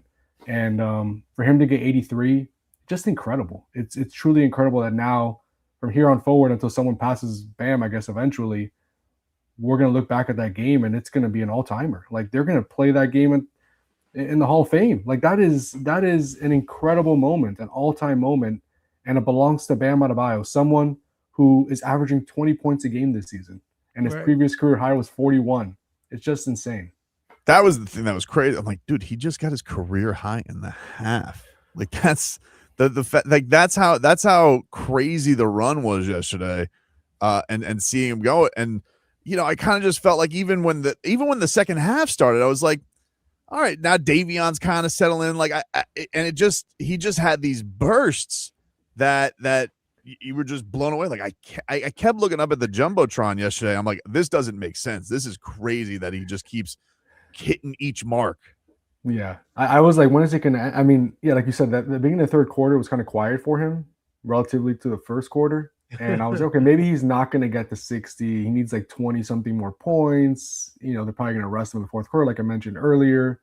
But then we had those bursts and they got it in the bonus and he got all those free throws. And they just kept fouling him. And look, I know there's criticism out there because of all the free throws. Those were legit fouls. I mean, yeah, they were trying to get him the ball and trying to put him in positions to score. And he was going 1 against 3 in some cases, 1 against 4 sometimes. But they were fouling him. They couldn't stop him, And I mean, credit to Bam, like he drew those fouls. Like they weren't ticky-tack calls. So, yeah, it was surreal to be there. I think that was the word that Spo used, and I think Bam even used it. It was just a surreal moment. I think even as media, like we all kind of looked at each other and were like, did this really happen? Like it was just so surprising. Right. It's also one of those things too, because I find the criticisms weird, and I think it has to do because people are so unexpected. You said like it might be one of the most unexpected performances just because of the player. And they don't feel like he's maybe worthy of doing this. Like if it was a Tatum or a Luka, like I feel like the embrace would be different. But the thing that I find awesome about this is so much of the narrative around the league this year is people are sick of how many teams don't try. And now you have a guy who on a game where, okay, even the Heat were kind of taking some liberties on how many guys could they sit and still beat this team. And he's like, I'm going to try harder than everybody. And I'm going to take on 3 guys. And I mean, like, it should stand for, like, everybody's sitting here like this is some disgrace thing. I'm like, no, this should stand for everything that's right with the game. Like, this guy is out here on a random Tuesday night against a joke team, and he's putting on a performance we'll maybe never see again. Yeah, for sure. Like you said, it's a random Tuesday night against one of the worst teams in the league. Half the Heat's roster's out. The Wizards' best players are out. And Bam Adebayo's out there putting together 100, treating like a playoff game. You know, the way he came out there. He wanted to set the tone early, took a lot of shots, was aggressive. Didn't mean he was going to make all of them, and he made most of them. And he put himself in position to have that kind of night.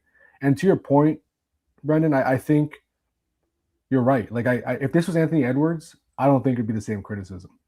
I don't. Right. I think it's because it's Bam and it's so surprising, and it's a name that maybe some people don't believe belongs in that category, right? Where it's like, this, I can't comprehend this. Like, how could this happen? This can't be. But if it was somebody else, a natural scorer, one of the best scorers in the league, I think the reaction would be different. That's just my hunch. Like, I think it'd be different. I think it's because it's Bam and because it's so surprising and a name that really shouldn't be on that list, and it's on that list, that maybe has some people kind of trying to poke holes in it. But Anthony, this is why sports is great. Oh, yeah. Because on a Tuesday night, we are here Wednesday from 10 to 2 talking about a Tuesday night game against the Wizards. Yep. Right? Yeah, a team that was going out of their way to lose. Yeah, I went into last night thinking this is going to be a rough game to cover. What is there going to be to write? Like, Right. nobody's playing. It's against the Wizards. Like, it's like what is there to learn from this game, right? I mean, You you're going had to trying to lose. absolutely no idea what you were going to write about beforehand. You're No, thinking about no. side stories. You think about Yeah. something that, interesting that came out of the game, and then somebody scores 83. I gotta be honest. Like before the game, when Spo went out there and was kind of campaigning for Bam to be DPOY and Hyman to be 6-man, I'm like, you know what? Heat are probably going to win this game in a blowout. There's not going to be a compelling story from the game. So I'm just going to probably write about Spo campaigning for these guys. Like, that's interesting. And then obviously, yeah. And Bam has 83 points. And obviously, like, that's the story for the next 3 or 4 days. I mean, it's incredible. Like you said, like, that's what makes sports great. That's what makes this job great, right? Where you just don't know on any given night, something crazy can happen, something unexpected, history can happen. I mean, that's an all-time moment that we won't ever forget for the rest of our lives. Like that is something that will go down in the history books forever. That was funny because Spo was like he was just going down the list, and then just out of nowhere he goes, and you guys like this Wembanyama, like he's so great at defense. We got a guy who's great at defense. And I'm just like, you gotta love Spo. Like that dude loves Bam like none other.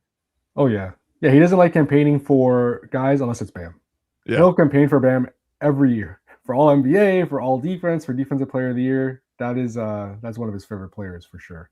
Just on a big picture on the team, they're percentage points now finally out of Play-in-ville for the time being. But just when they're all whole now, like, I mean, I guess they really haven't been all whole because Norman Wiggins have missed some time. But do you feel like something has been figured out here? Do you feel like this is a good run? Or do you feel like they still have a lot more to prove if they're going to do anything this year? I still think they have stuff to prove. We still haven't seen this team click on all cylinders when they're fully healthy, right? And maybe they'll never be fully healthy. We don't know. I mean, we keep talking about this concept of them getting to full health and having Tyler and Norm playing together. We haven't really gotten that opportunity. So I think we still need to figure out what that looks like. But yeah, this stretch has been encouraging. Their defense is one of the best in the league. It's been one of the best in the league all season. Their offense has been better, trending in a better direction. They have a top 15 offense and a top 5 defense. That's the profile of a really good team. So they should be better than the record. I think they're finally kind of, moving in the direction of where they should be, kind of 6th, 5th in the East, percentage points behind 5th.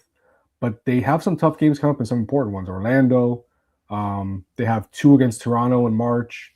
They have 2 against Cleveland in March. Like their schedule before after the break was one of the easier ones in the league, but a lot of those easy games are getting out of the way. The 2 against Brooklyn, 2 against Washington. Now the schedule toughens up, especially after this Milwaukee game.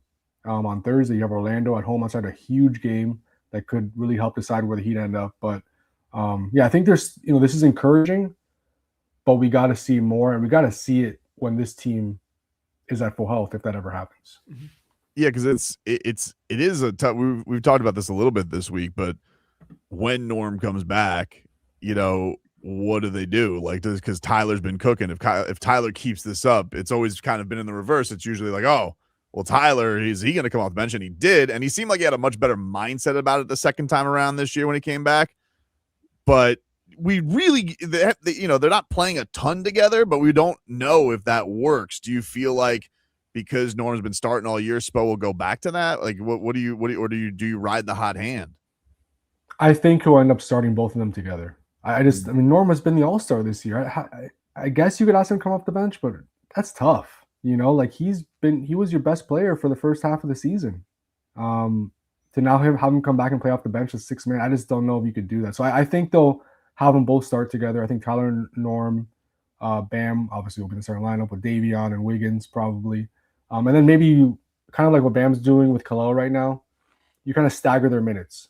Maybe after 3 minutes, a quick sub out of Norm or Tyler, take them out, and then kind of stagger it for the rest of the game. And they maybe play 6-7 minutes together for the entire game, even though they're starting together. Right. But I think to have one of them come off the bench is going to be tough with how both have been playing. Tyler now definitely. I don't think you can move him back to the bench after how good he's been the last couple of weeks. And Norm, to have him come back to a bench role after he was your all-star this season. I mean, when has that ever happened, right? So I would imagine, and I guess we'll see. I would imagine they'll both be starters when they're healthy. How does I mean? This is a weird situation, and like you talked about, how these guys are all stars and they have to come off the bench. But Spo, and throughout Spo's years, he would always say, it's not the start that you need to worry about. My trust in you comes in the pivotal moments of the game, at the end of the game. And everybody on that team knows that the important minutes are going to go to the top guys. Why do the players make a big deal about starting if he's very clear on that message? Both these guys are fighting for contracts, right? Okay. I mean, Norm is going to be a free agent unless he gets an extension from the Heat. Tyler under contract for next year, but he wants an extension from the Heat as well. And then if he doesn't get that extension, he'll be a free agent in the 2027 offseason. So right. I agree with you. I think more importantly, it's who closes the game. I totally especially agree. With this team. Yeah, for sure. And I think starting is overrated, but it matters to guys because at the end of the day, that helps determine how much you get paid, right? Are you a starter? Are you an NBA starter? Or are you a bench player? Yeah, but both all-stars, they can hang their hat on that. Sure, and but that's how they see it. Right. That's how they see it. They see themselves as a starter. It's a title thing. It's a prestige thing. It's a contract thing. I think, again, I agree with you. It's overrated, but I think it matters to those guys more than we think. So if I told you, because most people are stat watchers anyway, you got two players that average 20, 25 points, whatever their assist and rebounds are they going, oh, but he doesn't start? Yeah, I mean, again, I agree, but I think sometimes, sometimes if you don't watch a guy, right? He didn't start. He's not a starter. Why didn't he start? How come he wasn't good enough to start? If he's that, so I agree with you, Leroy, but I'm just giving you the devil's advocate, like different perspective. Yeah, no. To those guys, they see it that way. Well, because me and Tobin have had this conversation with Tyler a lot, especially when he was coming back and does he fit the team better coming off the bench? And then with Norm, I like not starting Norm and he's your only all-star. It's almost like you backed yourself into a corner that there really shouldn't be any bad way to go about it, but you're going to hurt some feelings if you don't go about it a certain way. Yeah, I spoke to Tyler in Philadelphia. So the last game he played off the bench. And I asked him, why are you more accepting of coming off the bench now compared to earlier in your career and earlier this season? And he said, because there's only 20 games left. And I missed most of the season. I know I'm not a bench player for the rest of my career, but I'm willing to do it for these 20 games. Okay. Obviously now he's starting because Norm is out. Right. But which is going to make it even more interesting because when they come back, who goes to the bench? Yeah. So he was willing to accept it for now, but he even in those comments, he made it clear, I don't see myself as a bench player. Yeah. I know that's not my long-term role. Just the whole word. It just sounds like you're lesser of a basketball player, right? Yeah. I'm bench scoring, bench guy, coming off the bench. But to your point, are you a closer, right? That's what should matter. Are you a closer? Anthony, appreciate it, man. Thanks for stopping by. Everybody go check out his work in the Miami Herald. He does a fantastic job, and we always appreciate when he gives us time. Of course. Thank you, guys. Thanks for having me on. All right. Absolutely. It was a fun night. We'll take a break here on the program. We got Rats Off a Ship coming on later this hour. We're back after this.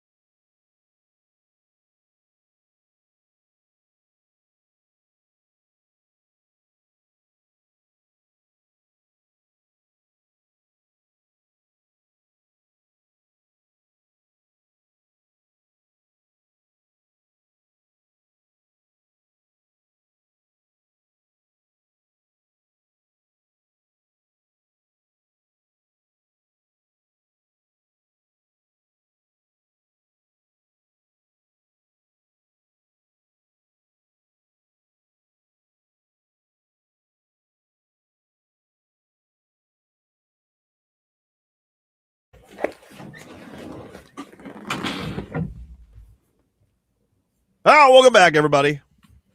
Tobin and Leroy here with you. What's up? Who's beating up the mic like that? Give us I had my headphones off. Did he go full ASMR? No, I don't know what happened. I must have bumped it. Yeah. That's what yeah. Trying to be close. Trying to. No, I respect that. I All right. respect that. You know, there doesn't have to be yards after contact anymore, dude. Those days are over.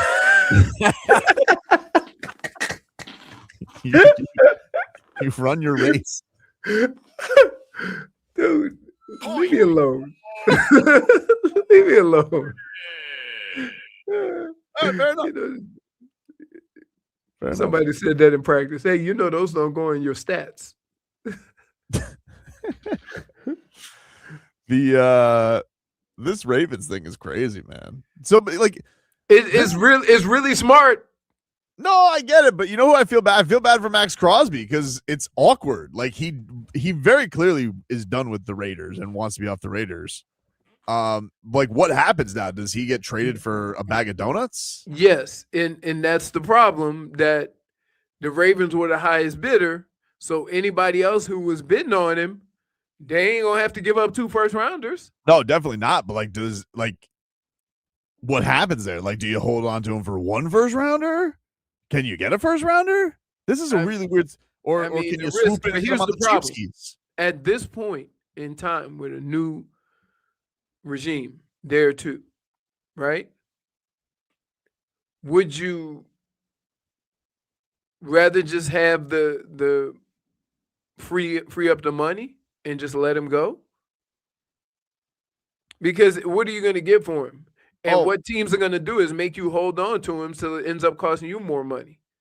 Well, like, can you just let him go? Because I think he just signed a new deal last year. I don't know, like, They how never much. stopped no team before. I don't know if you could just Who signed this deal last year? You Where's want to do Tua? No, you're gone. But you want you just want to Christian Wilkinson again? But it's starting to look like more of an indication that it's the Raiders and not these players. Oh yeah. Right? Well, that was my whole thing with the Wilkins thing. I'm like, I'm trusting the Raiders. I don't even know where he is. Somebody put an APB out on my guy. Why are you trusting Haven't him? seen him or nothing. They said Christian Wilkins wasn't rehabbing or anything like that, right? They did say that. Where have we heard Christian Wilkins' name ever since he got released? I don't know what's going on there. Like, I don't know if he's hiding. Or I don't know if he got a grievance going on. Because remember, they wanted to keep his money too. That's another thing. Well, he wasn't going to the rehab that was scheduled. He was, and they see him partying. There's video of him partying on that leg. So it's like partying or dancing in the weight room. He's a dancer. So Vlad, you don't. Man loves Hamilton.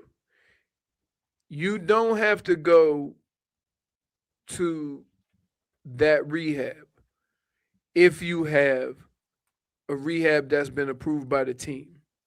So the fact that he wasn't showing up is not necessarily a big deal as long as they know that you were putting in the work to rehab. Well, and that's kind of how that goes. Well, they're trying to say that he wasn't putting in the work. Right. Exactly. And then with Maxx Crosby, he has what was he? MCO? No, he busted his leg. He still wanted to play. Got off crutches. Right. He still wanted to play. They told him no. He was upset at the fact that they wanted to shut him down for the rest of the year. Right. So they were right in shutting him down for the rest of the year. But they truly wanted to shut him down because they wanted their record to be bad. Like he got the surgery, but the first part of it was they wanted to make sure they got Fernando Mendoza more than anything. And also, in case you were thinking of trading your best player, you want to trade him when he's healthy. He's hurt. I don't know when he started his rehab, and you just saying he's just now getting off. Yeah, they said it's pretty early. It's pretty early in the process. So then, you're gonna have guys beware. And here's the third thing we're forgetting: that Ravens GM he's under Foreman. Yeah, they fired John Harbaugh. Oh, so Harbaugh, by the way, John Harbaugh brought in Jason Sanders. That's his kicker now. Oh, so the crazy thing about this is that Vlad, we reversed a trade based on information that was known before you made the trade. Right now, this is why that's crazy. That's crazy. Yeah, it's just dirty dealings, you know? Like, I can't it makes it feel like the Ravens were duped, and, like, how could they be duped? Because first of all, the trade was, like, in the tampering process anyway, and Max Crosby put out, like, an 18-minute, goodbye video. And he took shots. He was ready to go. Maybe Sully can get in there on the cheapskis. You want a fourth rounder for him? Take him off your hands. So here, the thing that's crazy is I wouldn't. I'm not a conspiracy guy, right? But I'm having a hard time with this simply because he just had surgery. So when they made the deal, nobody was even talking about the injury. Mm-hmm. And then to hear he failed the physical, and then to hear 12 seconds later you signed Trey Hendrickson, like, it's fishy. If you mention one of them separate from the other ones, it's no big deal. But if you do a timeline when all these things happen, it seems kind of fishy. I don't know, man. No honor among thieves. There's no honor. And you got your first round pick back? Both first round picks back? Yeah, and mind you, you spent a lot of money. Right. In shoring up the team because you had that money. So, I mean, if you really think about it from the Raiders side, I kind of made the team better when we traded you, and now I'm getting you back. Unfortunately for the Las Vegas Raiders, Adam Silver is in commissioner of the NFL, because otherwise he'd never get the pick back. He'd just say, hey, second for your troubles, you bums. Oh, man. Even if something was hidden from you or you were wronged in some way. Yeah. Good to see Roger Goodell actually make sure his league is on the up and up when chicanery happens. Ridiculous, dude. Anyway, take a break. We come back. Rats off a ship. Paz next.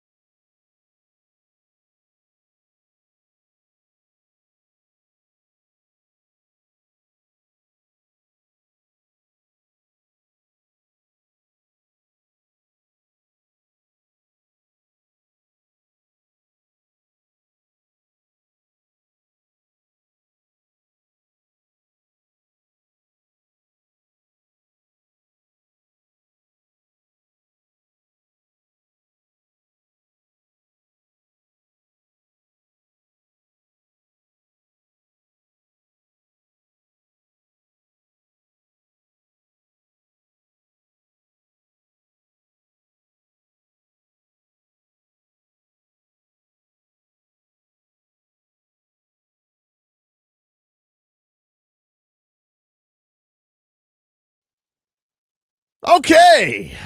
Welcome back, everybody. Tobin and Leroy here with you on FM 104.3 WQAM. Take you guys up until 2 here on the program. But it is that time, ladies and gentlemen, where we get to a little game we like to call Rats Off a Ship.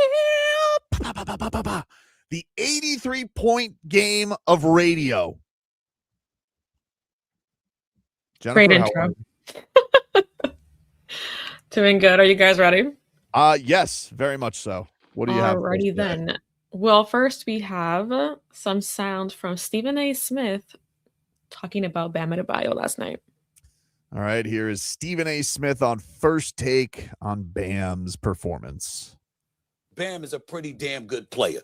Let's not blame him. That's my only disagreement with you. You acting like it's his fault that Cat sat up there and laid down and tried to pave the way for him. It was embarrassing in certain respects. 43 free throws. Yeah, exactly. All of that, you're absolutely right. But again, I'm not blaming him for it. I'm blaming them. I'm blaming the game. I'm blaming the Wizards. I'm blaming the Miami Heat. I'm not blaming him. Bam Adebayo can ball. He's not a scrub. He's not a scorer like that. And it wasn't equal to Kobe's performance. It wasn't equal to Wilt Chamberlain's performance. None of that. That is absolutely true. But this is a day that he deserves to be celebrated. All right. Well, I'm not rats off a ship on it being celebrated, but I'm definitely rats off a ship on it not being equal to Kobe's, because I guess you're right, Steven. It's not equal. It was higher. I love. This is one of the things that I hate about talking about sports. Like, he just said. It's a backhanded compliment, really. Right, that it wasn't as good as Kobe's. Based on what? You like Kobe? Yeah, exactly. That's it. Useful. Yeah. Right, but like, that's the thing that drives me crazy about this. Here's my thing. thing. We have factual situations, and this is not like in a lot of stuff. And people justify not using the numbers when it suits them. How can 83 not be better than 81? Go look at how many free throws Kobe shot. Or better yet, go look at how many shots he took. The other thing is, like, once the Wizards come into your building and they decide, we don't want to play Trae Young, he's on our roster, we've lost every game but 14 this year, you don't get to dictate the terms of the game and what the rules are anymore. You don't get to dictate, like, what we're going to do. If we're going to try harder because you don't want to try, well, too bad. How sad. Don't know what to tell you. Like, it's so stupid to me that they were going to sit here and be like, oh, but the Heat were gunning for something. You mean actually one team showed up to try? They put their best foot forward on the night? Kiss my ass, dude. Ridiculous. Rats off a ship. Jennifer, where are your rats? Oh, they're rats off a ship. No. Mm-hmm. Fumigated. It's like Truly Nolan in here. Vlad? Rats off a ship. Rats off a ship. Rats off a ship. I'm rats off a ship as well. I like you should throw in some bum gums too. Why not? Yeah, you should have done that. Yeah. Come on, man. Like, stop hating. That's ridiculous. It's crazy. And then to say it's the Miami Heat's fault. How is the Miami Heat's fault? That's the most ridiculous comment I've heard. All right. You ready? Yeah. I have the stat line. Yeah, Kobe shot 20 free throws. 28 of 46. Yeah. Okay. But guess what? 83 is better than 81. I'm with you. They played the same amount of minutes. Who cares? 42 minutes. It wasn't like one play. It wasn't like Bam played more minutes. You guys are lucky Bam didn't hit a couple more threes. And you might have been a 90. And guess what? You expect a 6'9", 6'10" player to be fouled and go into the line more. He's gonna put his ass in the paint. Show me 1 to 2 flops by Bam yesterday that he wasn't deserving of going. And here's the other thing. I don't know if you guys know this because maybe you idiots don't follow basketball. You only get so many fouls in a quarter. They were in the bonus halfway through the fourth quarter. Right. So wherever the foul was, he goes to the free throw line. I would assume that you guys know that, being that you're basketball analysts / reporters. Whose fault is that? That's the Heat's fault? That O'Keefe or Keefe, whatever the hell his name is, is sitting here with a sourpuss on his face. That wasn't a real game. Hey, you've coached 3 seasons of not real games, dude. You have no say in this, Keith. Keep your thoughts to yourself, you bum. Yeah, bum. What else we got for rats off a ship, Jennifer? Bum. You never fired the bum guns. Okay. Oh, I mean, if you're gonna ask, I got it. Thank you.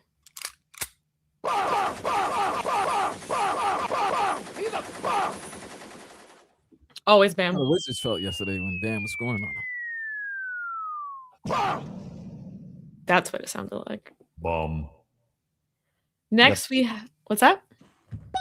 Pea shooter. Perfect. Keep that in my hip. So you keep it in your sock. Yeah. Back up. Back up, bum gun. You're muted, Jennifer. I think you muted yourself.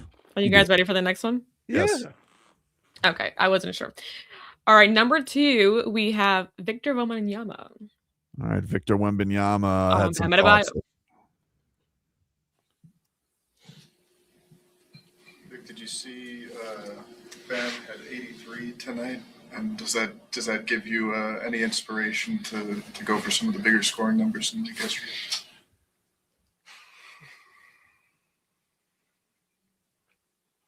Yeah, I saw.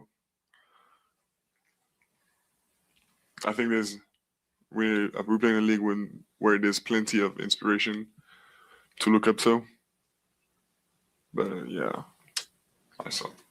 Jesus. What the hell was that about? Wow. Goodness gracious. Was he hating? Salty. I don't think he was hating. I think it was like he kind of asked the question. You see somebody else get big numbers, does it make you want to get big numbers too? Right? Which is a weird basketball question because he's competing for the MVP every year. So what does he need to do? Maybe he was mad because Erik Spoelstra dared to say that he doesn't deserve DPOY. Maybe. I don't know. I'm rats off a ship on Wemby. Everybody should be celebrating this, like just say he's awesome and tip of the cap. Don't say you're looking for where are you looking for inspiration, Wemby? Do tell. On last night. I can't wait for their battle in another 10 days or so. Mm-hmm. Yeah, that's gonna be interesting. Can't wait. Excited about it. But I'm rats off a ship. Anybody who's not throwing a parade for Bam can kick rocks. Rats off a ship. Leroy.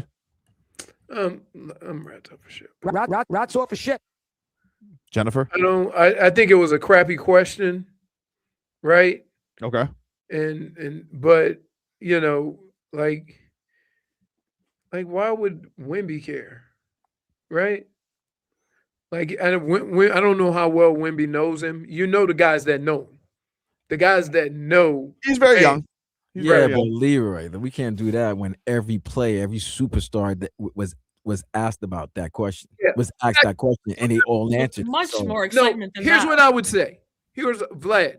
If he would have asked him about the 81, the 83, right, that would have been fine. But when he starts saying, does it make you want to go get big numbers like that? Like, it's just a weird, right? You know what I mean? I guess, yeah, you're right with that point, because then it's almost. Should I be more selfish? Are you saying? Should I? Right. Yeah, I see what you're saying. And so I think that's why he kind of slow rolled it. It wasn't that he asked about, because most guys, you say, hey, you see so-and-so had a big day? I say, what was his numbers? Like, you want to know, right? You go, what? Like, it ain't impeding on what you do or how you go about your job. But he kind of questions, say, you see what Bam did, are you going to go out and play differently? Where are your rats, Jennifer? I heard what he said, and I'm super rats off the ship. Yeah. Rats off a ship. How do you say salty in French? Sel. I don't know. That's Simone. Don't care. What do the French do? It doesn't matter. Vlad? Maybe he's still mad about the gold medal game. I mean, he's crying about a regular season game with victory. Whatever, man. You big French croissant. Rats off the ship. Rats off a ship. Number 3, Jennifer. We have Team USA in the World Baseball Classic. Is anyone watching that, actually? Yes, we are. Okay. We didn't watch it yesterday because we were. Yeah, I didn't watch it yesterday, but I want to get into it. Look, I'm not rats off as shit, but I'm going to tell you something right now. Don't lose. They can't lose. It doesn't matter now. No, it doesn't matter. That was their last game. It has to do with what the other teams do. Now don't let the other team lose. No, well, it's weird. They're 3-1. So they need one team to score a certain amount of runs in order for them to win. It's all about the tiebreakers in this is a run scored, run differential. And I think they need Mexico to score 5 runs or more. No, I think it's the other way. If they score more, if they win by more than 5. So what you're telling me is if Mexico wins, Cal Raleigh goes home with his hand in his pocket? Yep. And no, if they win by 5 runs. Interesting. Against Which Italy? would be pretty amazing if Italy get beat like that after Italy's got to be the fine. US. Man, if Jacob Marcy helps lead a team that beat Team USA, he's going to be peacocking. Okay, so Team USA moves on. If Italy beats Mexico, Italy would win the pool at 4-0 with a 4-0 record, and Team USA would finish second at with a 3-1 ahead of Mexico's 2-2 mark. Now, if Mexico beats Italy and Mexico scores 5 or more runs in 9 innings, all these teams would finish 3-1. Mexico and Team USA would then advance on tiebreaker. Team USA is eliminated if Mexico beats Italy and scores 4 or fewer runs in 9 innings. All 3 teams would finish 3-1. Mexico and Italy would then advance. But I don't, man. So, So yeah, wait.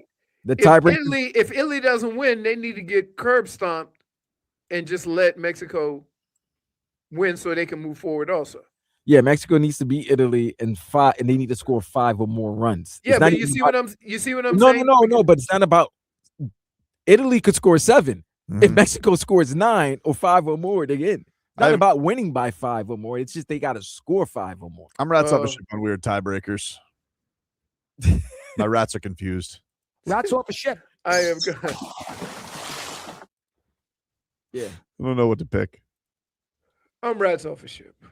Because, like, you put yourself in this situation.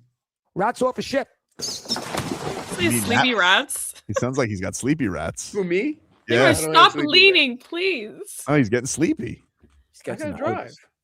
You catching the itis? Did you make yourself a meal? That was a long break. Haven't eaten. That might be why I'm dragging. For leaning out of the camera. I warned you. She did. She's fair, but she's firm. She's like Joe Cortez. Oh, what a great ref. Really? What?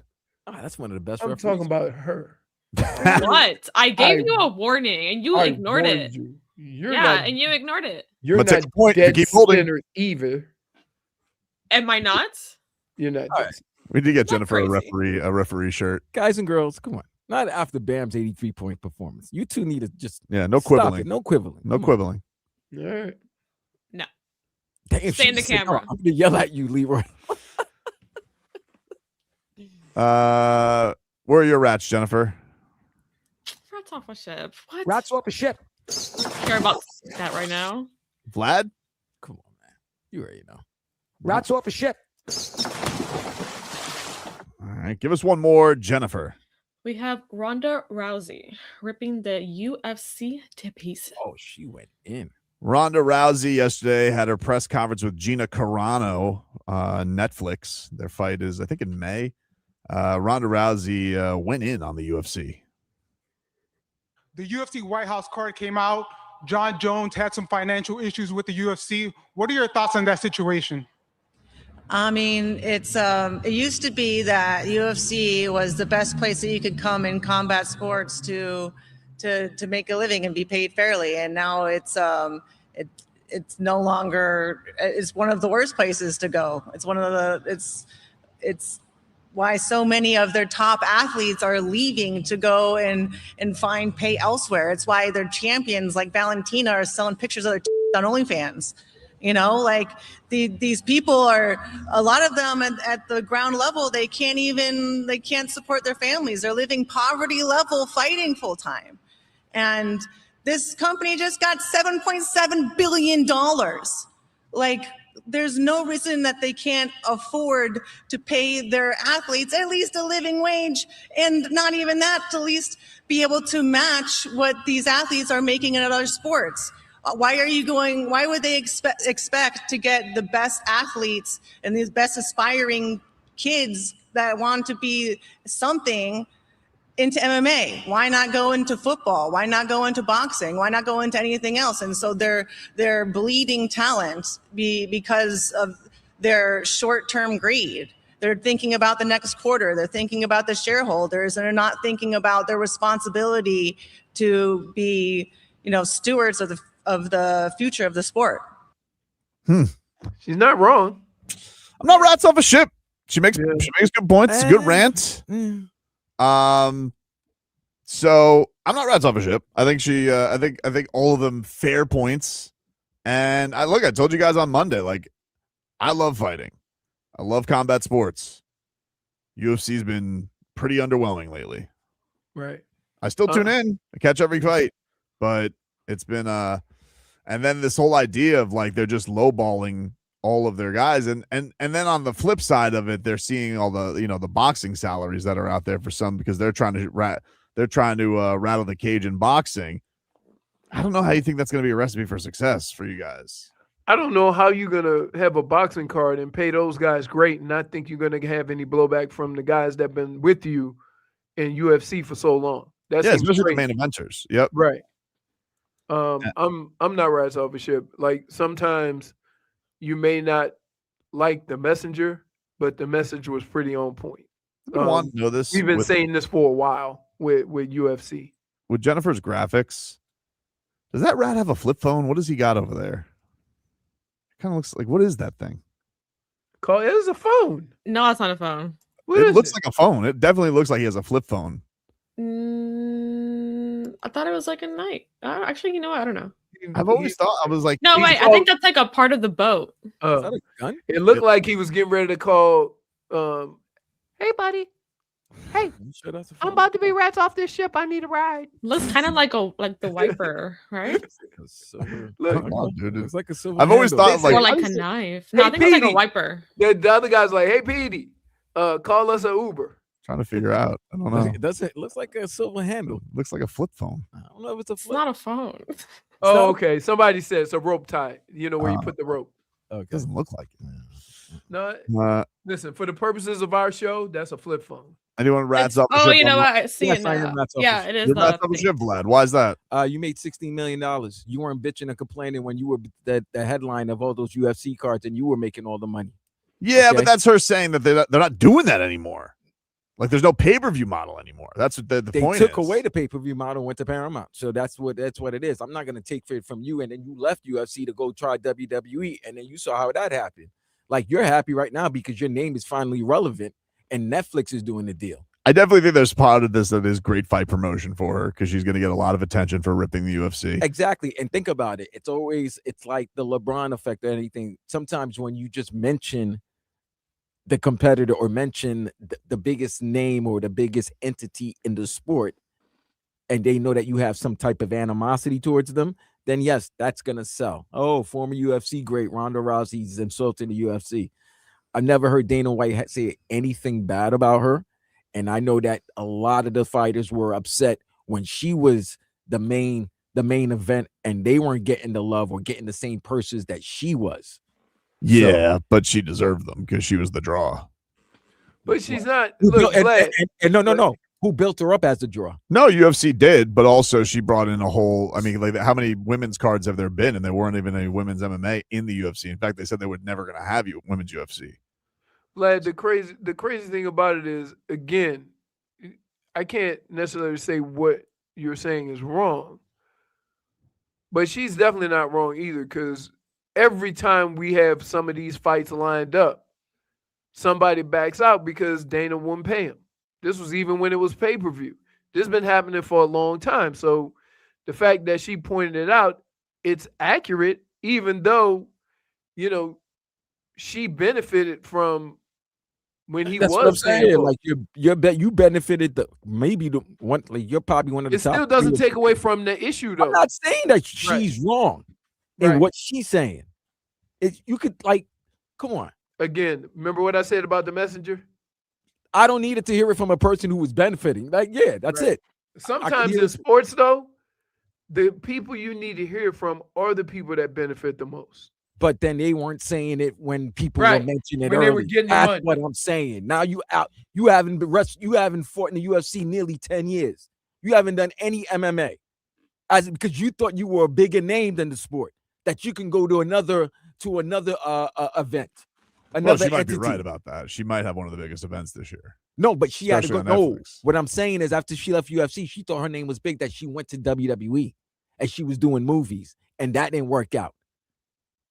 I mean, did it not work out? I mean, how long did she ever run there? 2 years. It's not nothing. It didn't work out. It didn't work out. The fans didn't like her. Trust me. Those companies, they pushed them. They pushed those athletes. Sounds like you got WWE remnants from Ronda Rousey's terrible run. I'm just noticing that after UFC, a lot of the things she did was just not good. We'll take a break. Final hour coming on up. We're back after this.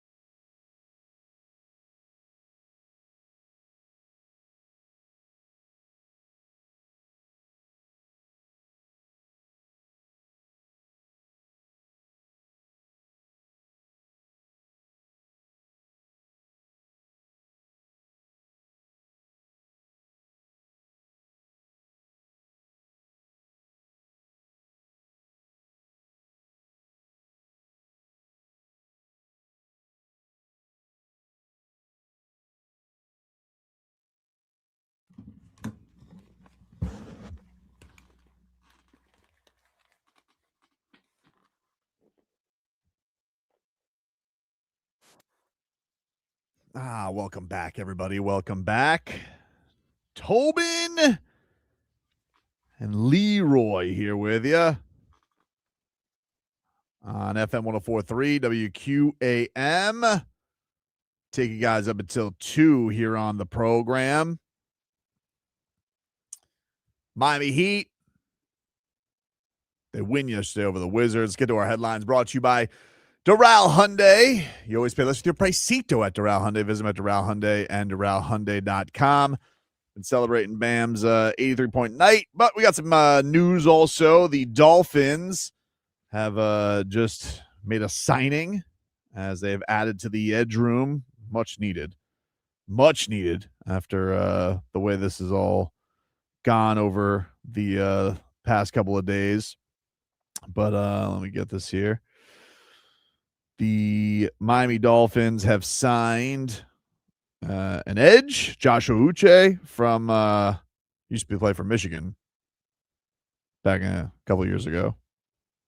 So he played with Kenneth. Not like that recently. Not that recently. But he signs Drew Rosenhaus guy, played at Columbus, so a little homecoming, and the Dolphins add some edge help there. So filling in some cracks here on the first real day. Willie Gay is also returning to the Dolphins on a 1-year deal. He had a nice, had some nice moments last year. Didn't get that much playing time, but had a nice, had some good showings of an ability to go hit. So Dolphins filling in some pieces there on defense. If you guys missed it earlier in the day, they agreed to a deal with Austin Jackson of restructuring his contract. That got them cap compliant. So they had that going for them as well. The Panthers won yesterday, an absolute thriller, as they took out the Detroit Red Wings yet again. Carter Verhaeghe. 2 goals late in the third period. Like 90 seconds. Crazy, dude. Crazy performance by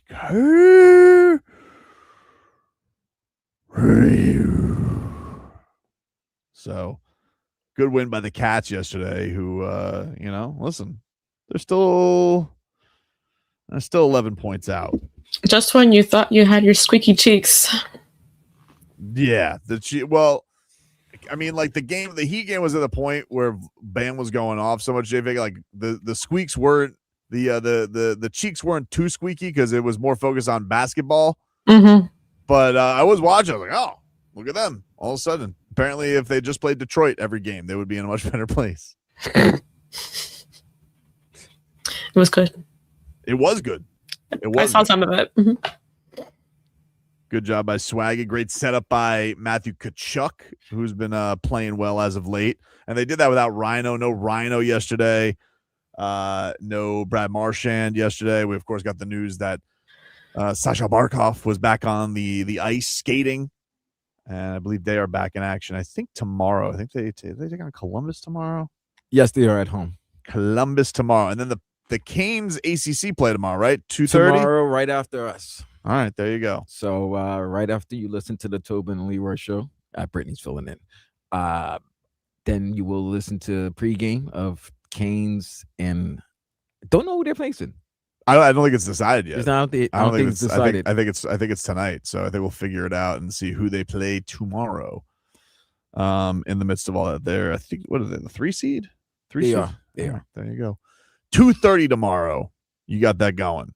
So that's what we got set along the way. The Heat will also be back in action tomorrow. They'll be taking on the Milwaukee Bucks. As of right now, the Miami Heat have left Play-in-ville by percentage points.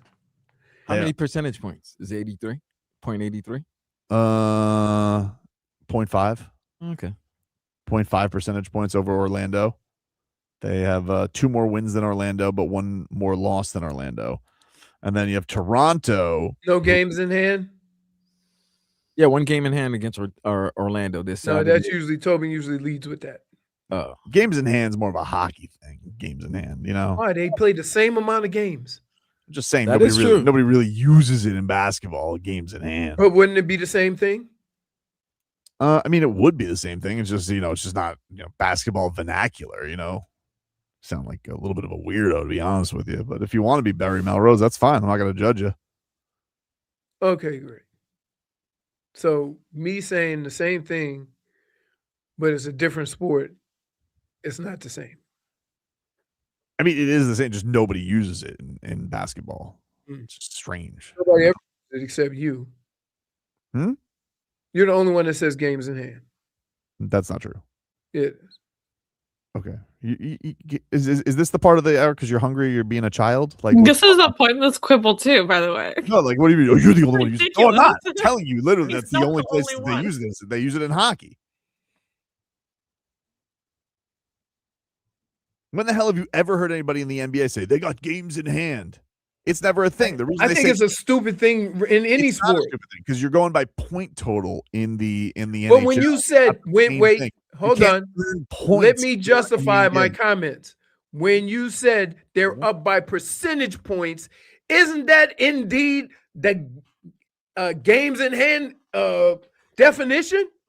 Dude, I don't Being know. up by percentage points, meaning sound that like they probably haven't played the same amount of games. You sound like a quack right now. Do I? Yeah, you do, actually. I mean, he does have a point.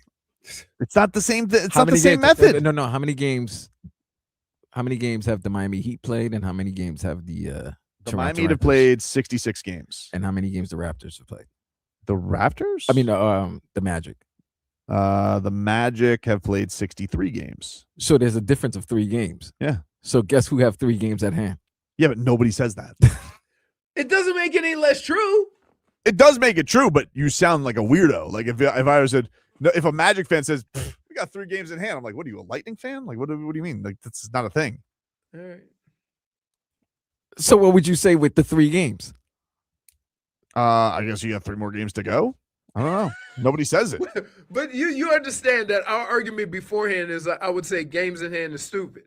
It's not stupid. I'm not saying it's stupid. I'm not saying that having extra games so you could feel like you could pass is stupid. I'm just saying nobody uses that term. It'd be like saying that Bam was on the power play last night. You sound like a wackadoodle. All right. You know, it's crazy that you guys literally said that there was no quibbling today because of Bam Adebayo, and He ruined it. And here we are. He ruined it. You know, it's really something. I don't know what to tell you. You know, I just wish you guys would stop the quibbling. All after he retired, man.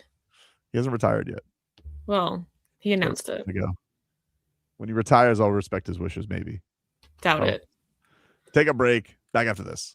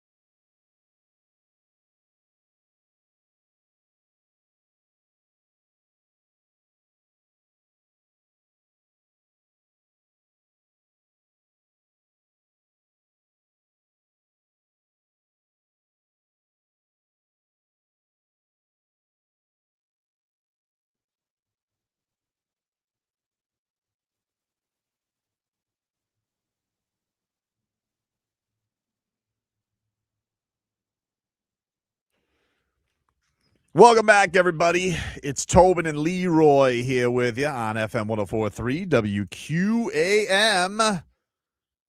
Take you guys up until 2 here on the program. Just looking at a thread from Brady Hawk last night, who just did a complete thread of every foul against Bam Adebayo last night. Jeez. That's the Lord's work, Brady. That's fantastic.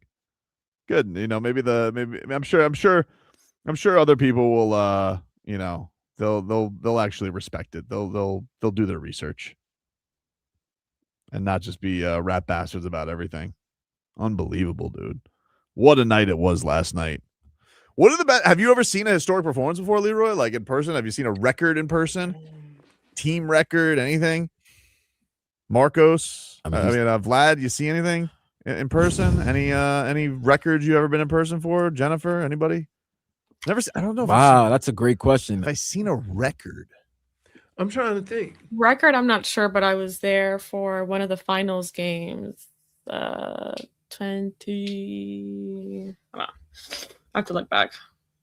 I mean, I guess I was there for Floyd versus Pacquiao. Wasn't that like at that time the biggest gate?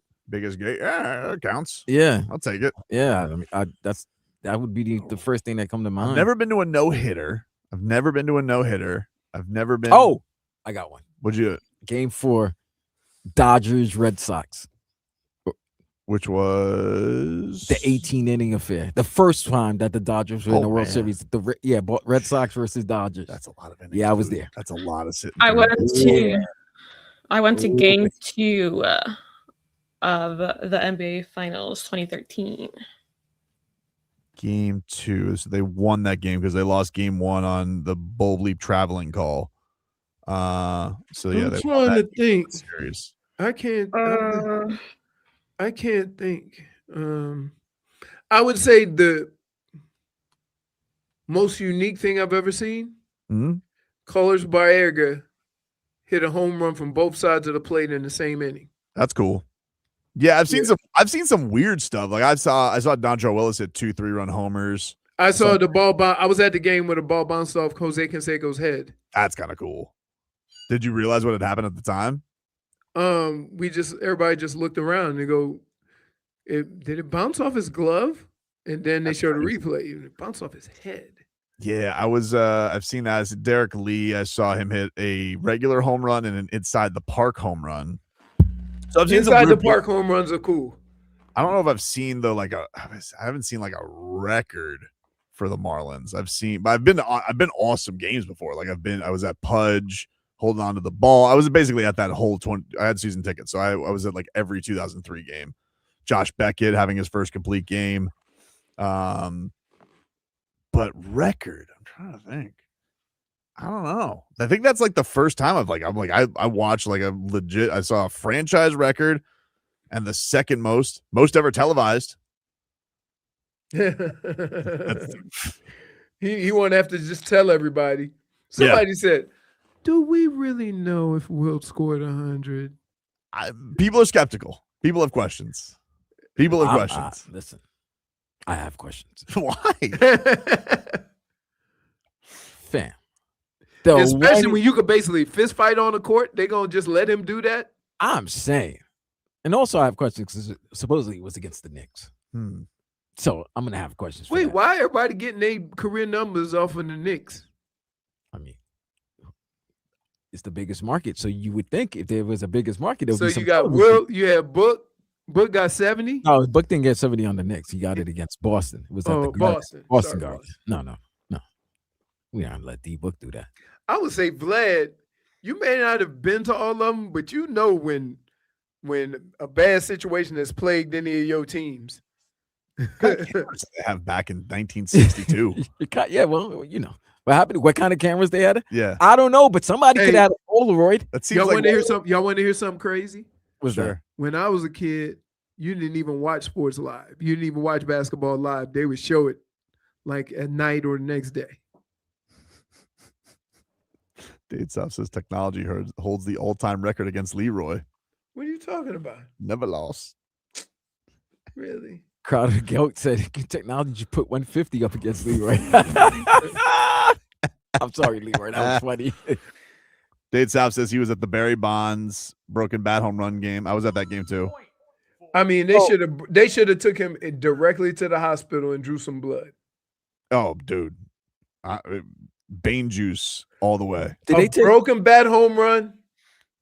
Wait, was that against who? It was here, right? That was against the Yeah, Mall. it was here. It was against the Mall. I think it was off Josh Beckett. I'm pretty sure it was off Josh Beckett. I'm trying to see what was the wildest thing I witnessed live down here. I would say going to Florida State, Miami, and Florida State had been beating Miami the whole game down at the OB, and I decided to leave traffic, and then they scored and won in overtime by the time I got to my car because no blocky was blocked. That's crazy. Yeah, like Heat game. This is my house. That was a crazy night. You also had that Derek White one. Oh, dude, that one. Oof. But isn't it crazy that, like, when I go to sporting events, like, you want to see two good teams play, but you don't need that to have a good time at a sporting event because you can always see something amazing or great that you'll carry with you forever. Yeah.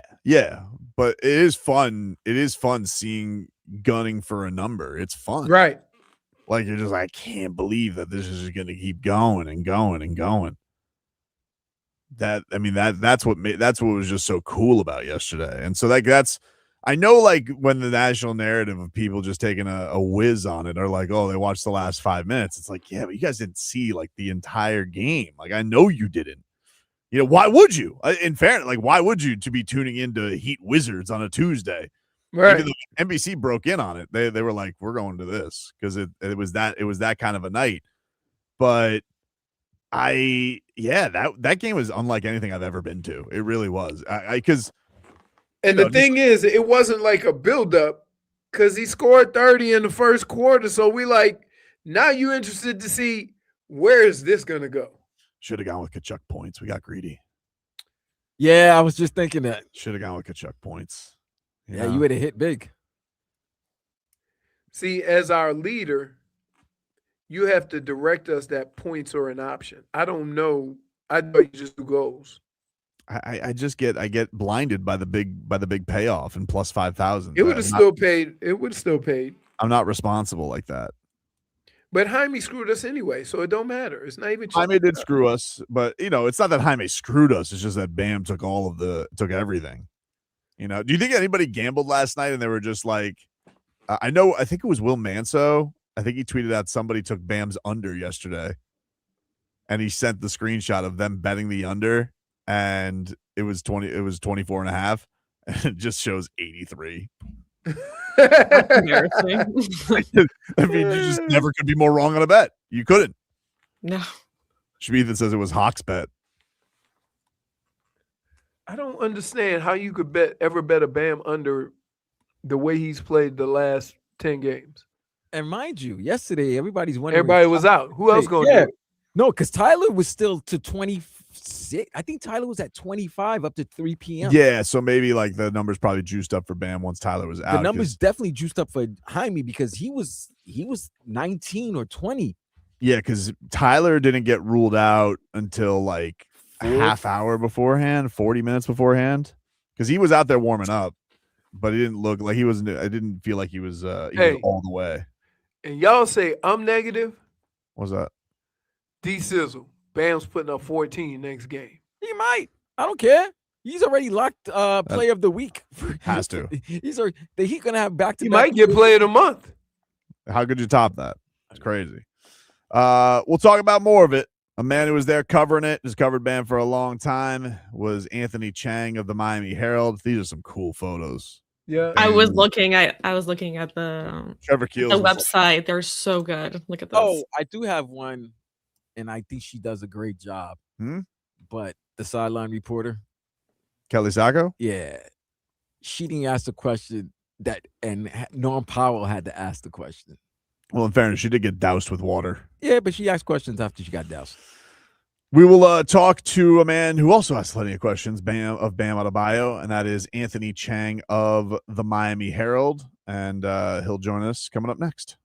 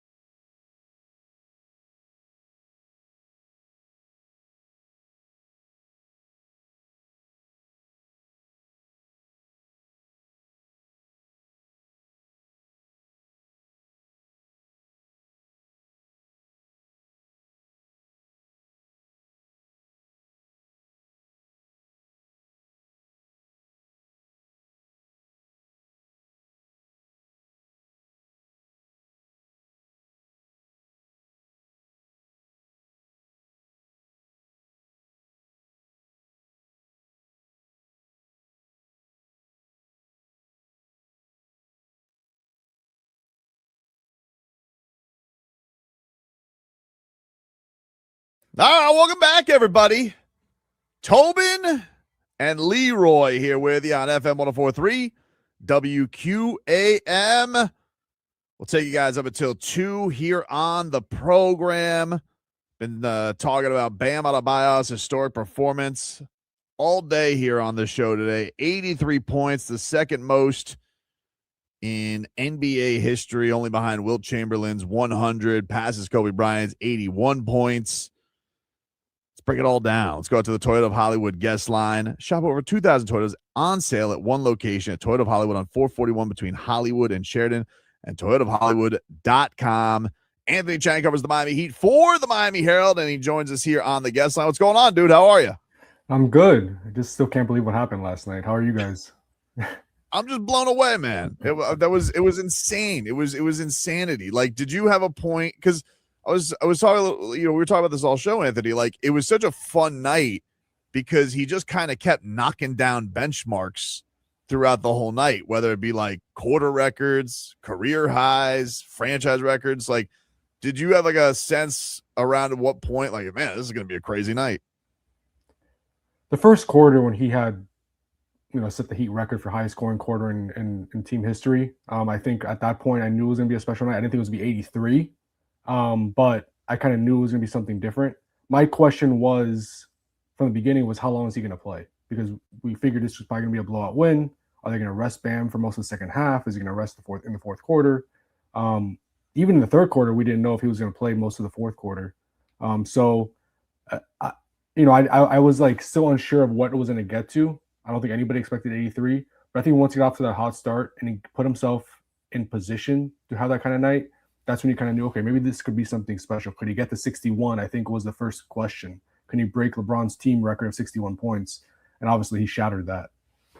Anthony, one of the things that I've been talking about and been impressed with is, one, Bam's availability. You don't have to worry about some of the things you have to worry about with a lot of guys on the team and their availability. But it almost seems like in the last month when he said, I'm tired of being in the play-in, that he basically just took it upon himself. This has not been, we all see the 83 points, but he's been playing this way for about a month. Yeah, no, for sure. I think this has been his best stretch of the season by far. He's more aggressive from the start of games, which I think has always been a frustration with Heat fans of like, you see this in bursts and flashes, but you don't see it consistently, like him being this aggressive, because we know, like, yeah, is he the best scorer in the league? No, he's not. He's not known as a scorer. He's one of the best defenders in the NBA, maybe the best defender in the league. But we know that he's a matchup problem for a lot of defenders. Either a guy's too small and he punished them in the post, or he's quicker than the guy guarding him because the other guy's bigger and he can blow past him. Now he has a 3-ball. Like, he has a pretty well-rounded offensive skill set at this point of his career. He needs to be more aggressive. He needs to be a bigger part of the offense, and you've seen that lately. They're running the offense through him for the most part. Obviously, Tyler's played a big part in that, but Bam being assertive and aggressive offensively has kind of lifted this team to a new level recently. And I think after that comment in Philly, when he said, I'm sick and tired of being in the play-in, it's not a coincidence the team has won 6 straight, and he's probably had his best stretch. Well, definitely after last night, he's the best stretch of the season so far. Does it blow your mind, though, like seeing the journey of this guy? Because you covered him for his whole career. You had one of the first deep dive features on him about like the way he came up and the fact that he's crafted himself. He's shooting up records, and a lot of that's been because of he's durable and he's played the most games. I never thought that he could get a mark like this. This is crazy. No, Tobin, I don't know if you would agree with me, but on this roster right now, if you give me odds of who can get to 80 points in a game, he probably would be third behind Tyler and Norm. That's how surprising it is. I mean, it is arguably the most improbable night in NBA history. Just the fact that Bam Adebayo now has the second highest scoring game in league history. That's insane to even say that, to verbalize that. But no, considering his story where he wasn't a natural scorer, he's kind of struggled with that his whole career, where he's had spots where he hasn't, it doesn't come naturally to him, so he struggles in certain playoff moments. The Brook Lopez matchup, when they would dare him to take jump shots and they would drop and sag off of him, and he struggled with that. And it just been so many different moments of like you want more from him offensively, right? Like he's still averaging 20 points a game, but you see the potential for more. You see sometimes he's not as aggressive. He's known as the hustle guy, like he said, a lob threat, a really good defender, someone who's available, a leader, but not as a scorer. And for him to have that moment last night, it was almost like once he got to like 50, Spo and the team was like, this is for you. This is for you doing everything else, all the dirty work for us. We want to get you this. We want to see how far you can go. This is a thank you, for being available every night, like Leroy said, for being a leader, for doing all the dirty work, for kind of being, taking the hits and the criticism when the team isn't playing well. Like, this is a thank you. We want to get you this moment. And for him to get 83, just incredible. It's truly incredible that now from here on forward until someone passes Bam, I guess eventually, we're going to look back at that game and it's going to be an all-timer. Like they're going to play that game in the Hall of Fame. Like that is an incredible moment, an all-time moment, and it belongs to Bam Adebayo, someone who is averaging 20 points a game this season, and his previous career high was 41. It's just insane. That was the thing that was crazy. I'm like, dude, he just got his career high in the half. Like that's that's how crazy the run was yesterday, and seeing him go. And I kind of just felt like even when the second half started, I was like, all right, now Davion's kind of settling. Like he just had these bursts that you were just blown away. Like I kept looking up at the Jumbotron yesterday. I'm like, this doesn't make sense. This is crazy that he just keeps hitting each mark. Yeah. I was like, when is it going to end? I mean, yeah, like you said, that the beginning of the third quarter was kind of quiet for him relatively to the first quarter. And I was okay, maybe he's not going to get to 60. He needs like 20 something more points. They're probably going to rest him in the fourth quarter, like I mentioned earlier. But then we had those bursts and they got it in the bonus and he got all those free throws. And they just kept fouling him. And look, I know there's criticism out there because of all the free throws. Those were legit fouls. I mean, yeah, they were trying to get him the ball and trying to put him in positions to score. And he was going 1 against 3 in some cases, 1 against 4 sometimes. But they were fouling him. They couldn't stop him, and I mean, credit to Bam, like he drew those fouls. Like they weren't ticky-tack calls. So yeah, it was surreal to be there. I think that was the word that Spo used, and I think Bam even used it. It was just a surreal moment. I think even as media, like we all kind of looked at each other and were like, did this really happen? Like it was just so surprising. Right. It's also one of those things too, because I find the criticisms weird. And I think it has to do because people are so unexpected. You said like it might be one of the most unexpected performances just because of the player, and they don't feel like he's maybe worthy of doing this. Like if it was a Tatum or a Luka, like I feel like the embrace would be different. But the thing that I find awesome about this is so much of the narrative around the league this year is people are sick of how many teams don't try. And now you have a guy who on a game where, okay, even the Heat were kind of taking some liberties on how many guys could they sit and still beat this team. And he's like, I'm going to try harder than everybody. And I'm going to take on 3 guys. And I mean, like, it should stand for, like, everybody's sitting here like this is some disgrace thing. I'm like, no, this should stand for everything that's right with the game. Like, this guy is out here on a random Tuesday night against a joke team, and he's putting on a performance we'll maybe never see again. Yeah, for sure. Like you said, it's a random Tuesday night against one of the worst teams in the league. Half the Heat's roster's out. The Wizards' best players are out, and Bam Adebayo's out there putting together 100, treating like a playoff game. You know, the way he came out there. He wanted to set the tone early, took a lot of shots, was aggressive. Didn't mean he was going to make all of them, and he made most of them. And he put himself in position to have that kind of night. And to your point, Brendan, I think you're right. Like, if this was Anthony Edwards, I don't think it'd be the same criticism. I don't. Right. I think it's because it's Bam and it's so surprising, and it's a name that maybe some people don't believe belongs in that category, right? Where it's like, this, I can't comprehend this. Like, how could this happen? This can't be.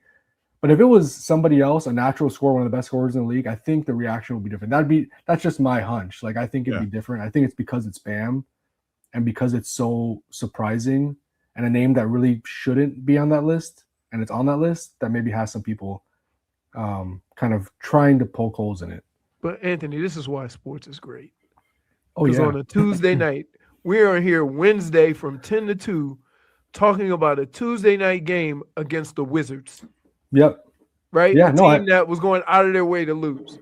Yeah, I went into last night thinking this is going to be a rough game to cover. What is there going to be to write? Like, nobody's playing. It's against the Wizards. Like, it's like what is there to learn from this game, right? I mean, you had absolutely no idea what you were going to write about before. You're thinking about side stories. You think about something that, interesting that came out of the game, and then somebody scores 83.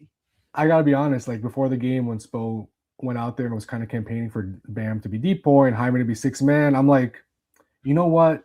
You're probably going to win this game in a blowout. There's not going to be a compelling story from the game. So I'm just going to probably write about Spo campaigning for these guys. Like, that's interesting. And then obviously, and Bam has 83 points. And obviously, like, that's the story for the next 3 or 4 days. I mean, it's incredible. Like you said, like, that's what makes sports great. That's what makes this job great, right? Where you just don't know on any given night, something crazy can happen, something unexpected, history can happen. I mean, that's an all-time moment that we won't ever forget for the rest of our lives. Like that is something that will go down in the history books forever. That was funny because Spo was like he was just going down the list, and then just out of nowhere he goes, and you guys like this Wembanyama, like he's so great at defense. We got a guy who's great at defense. I'm just like, you gotta love Spo. Like that dude loves Bam like none other.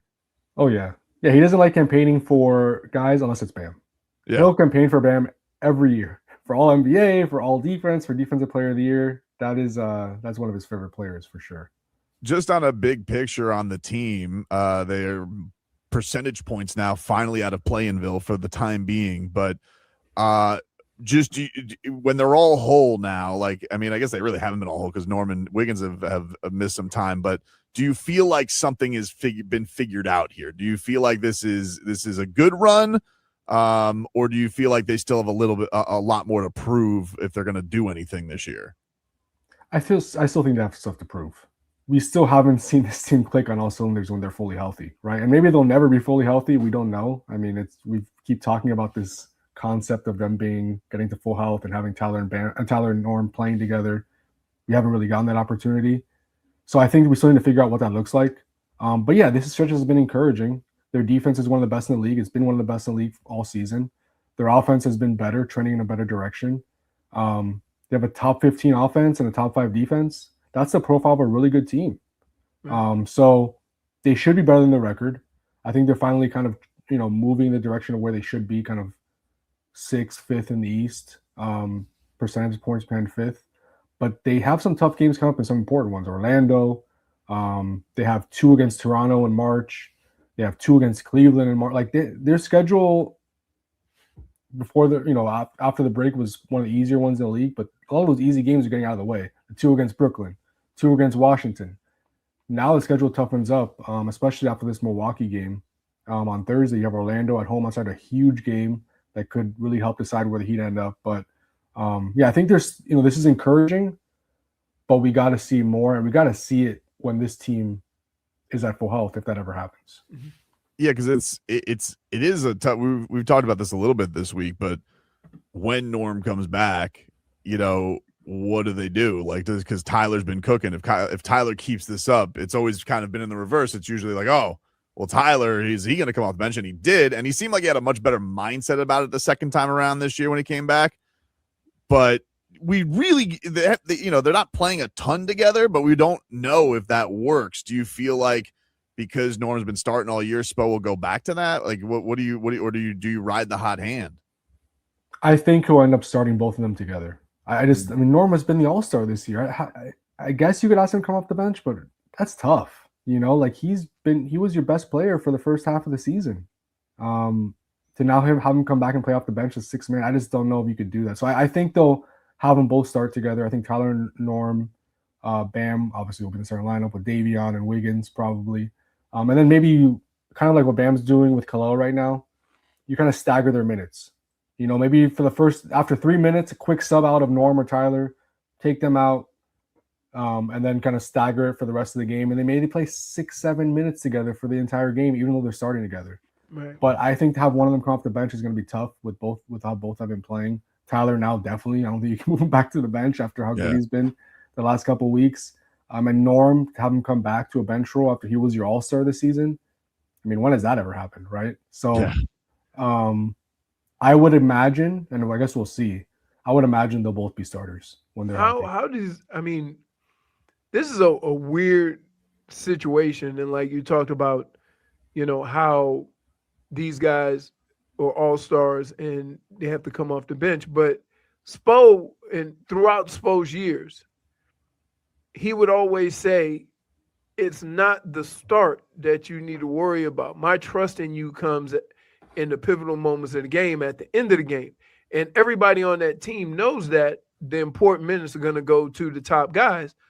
Why do the players make a big deal about starting if he's very clear on that message?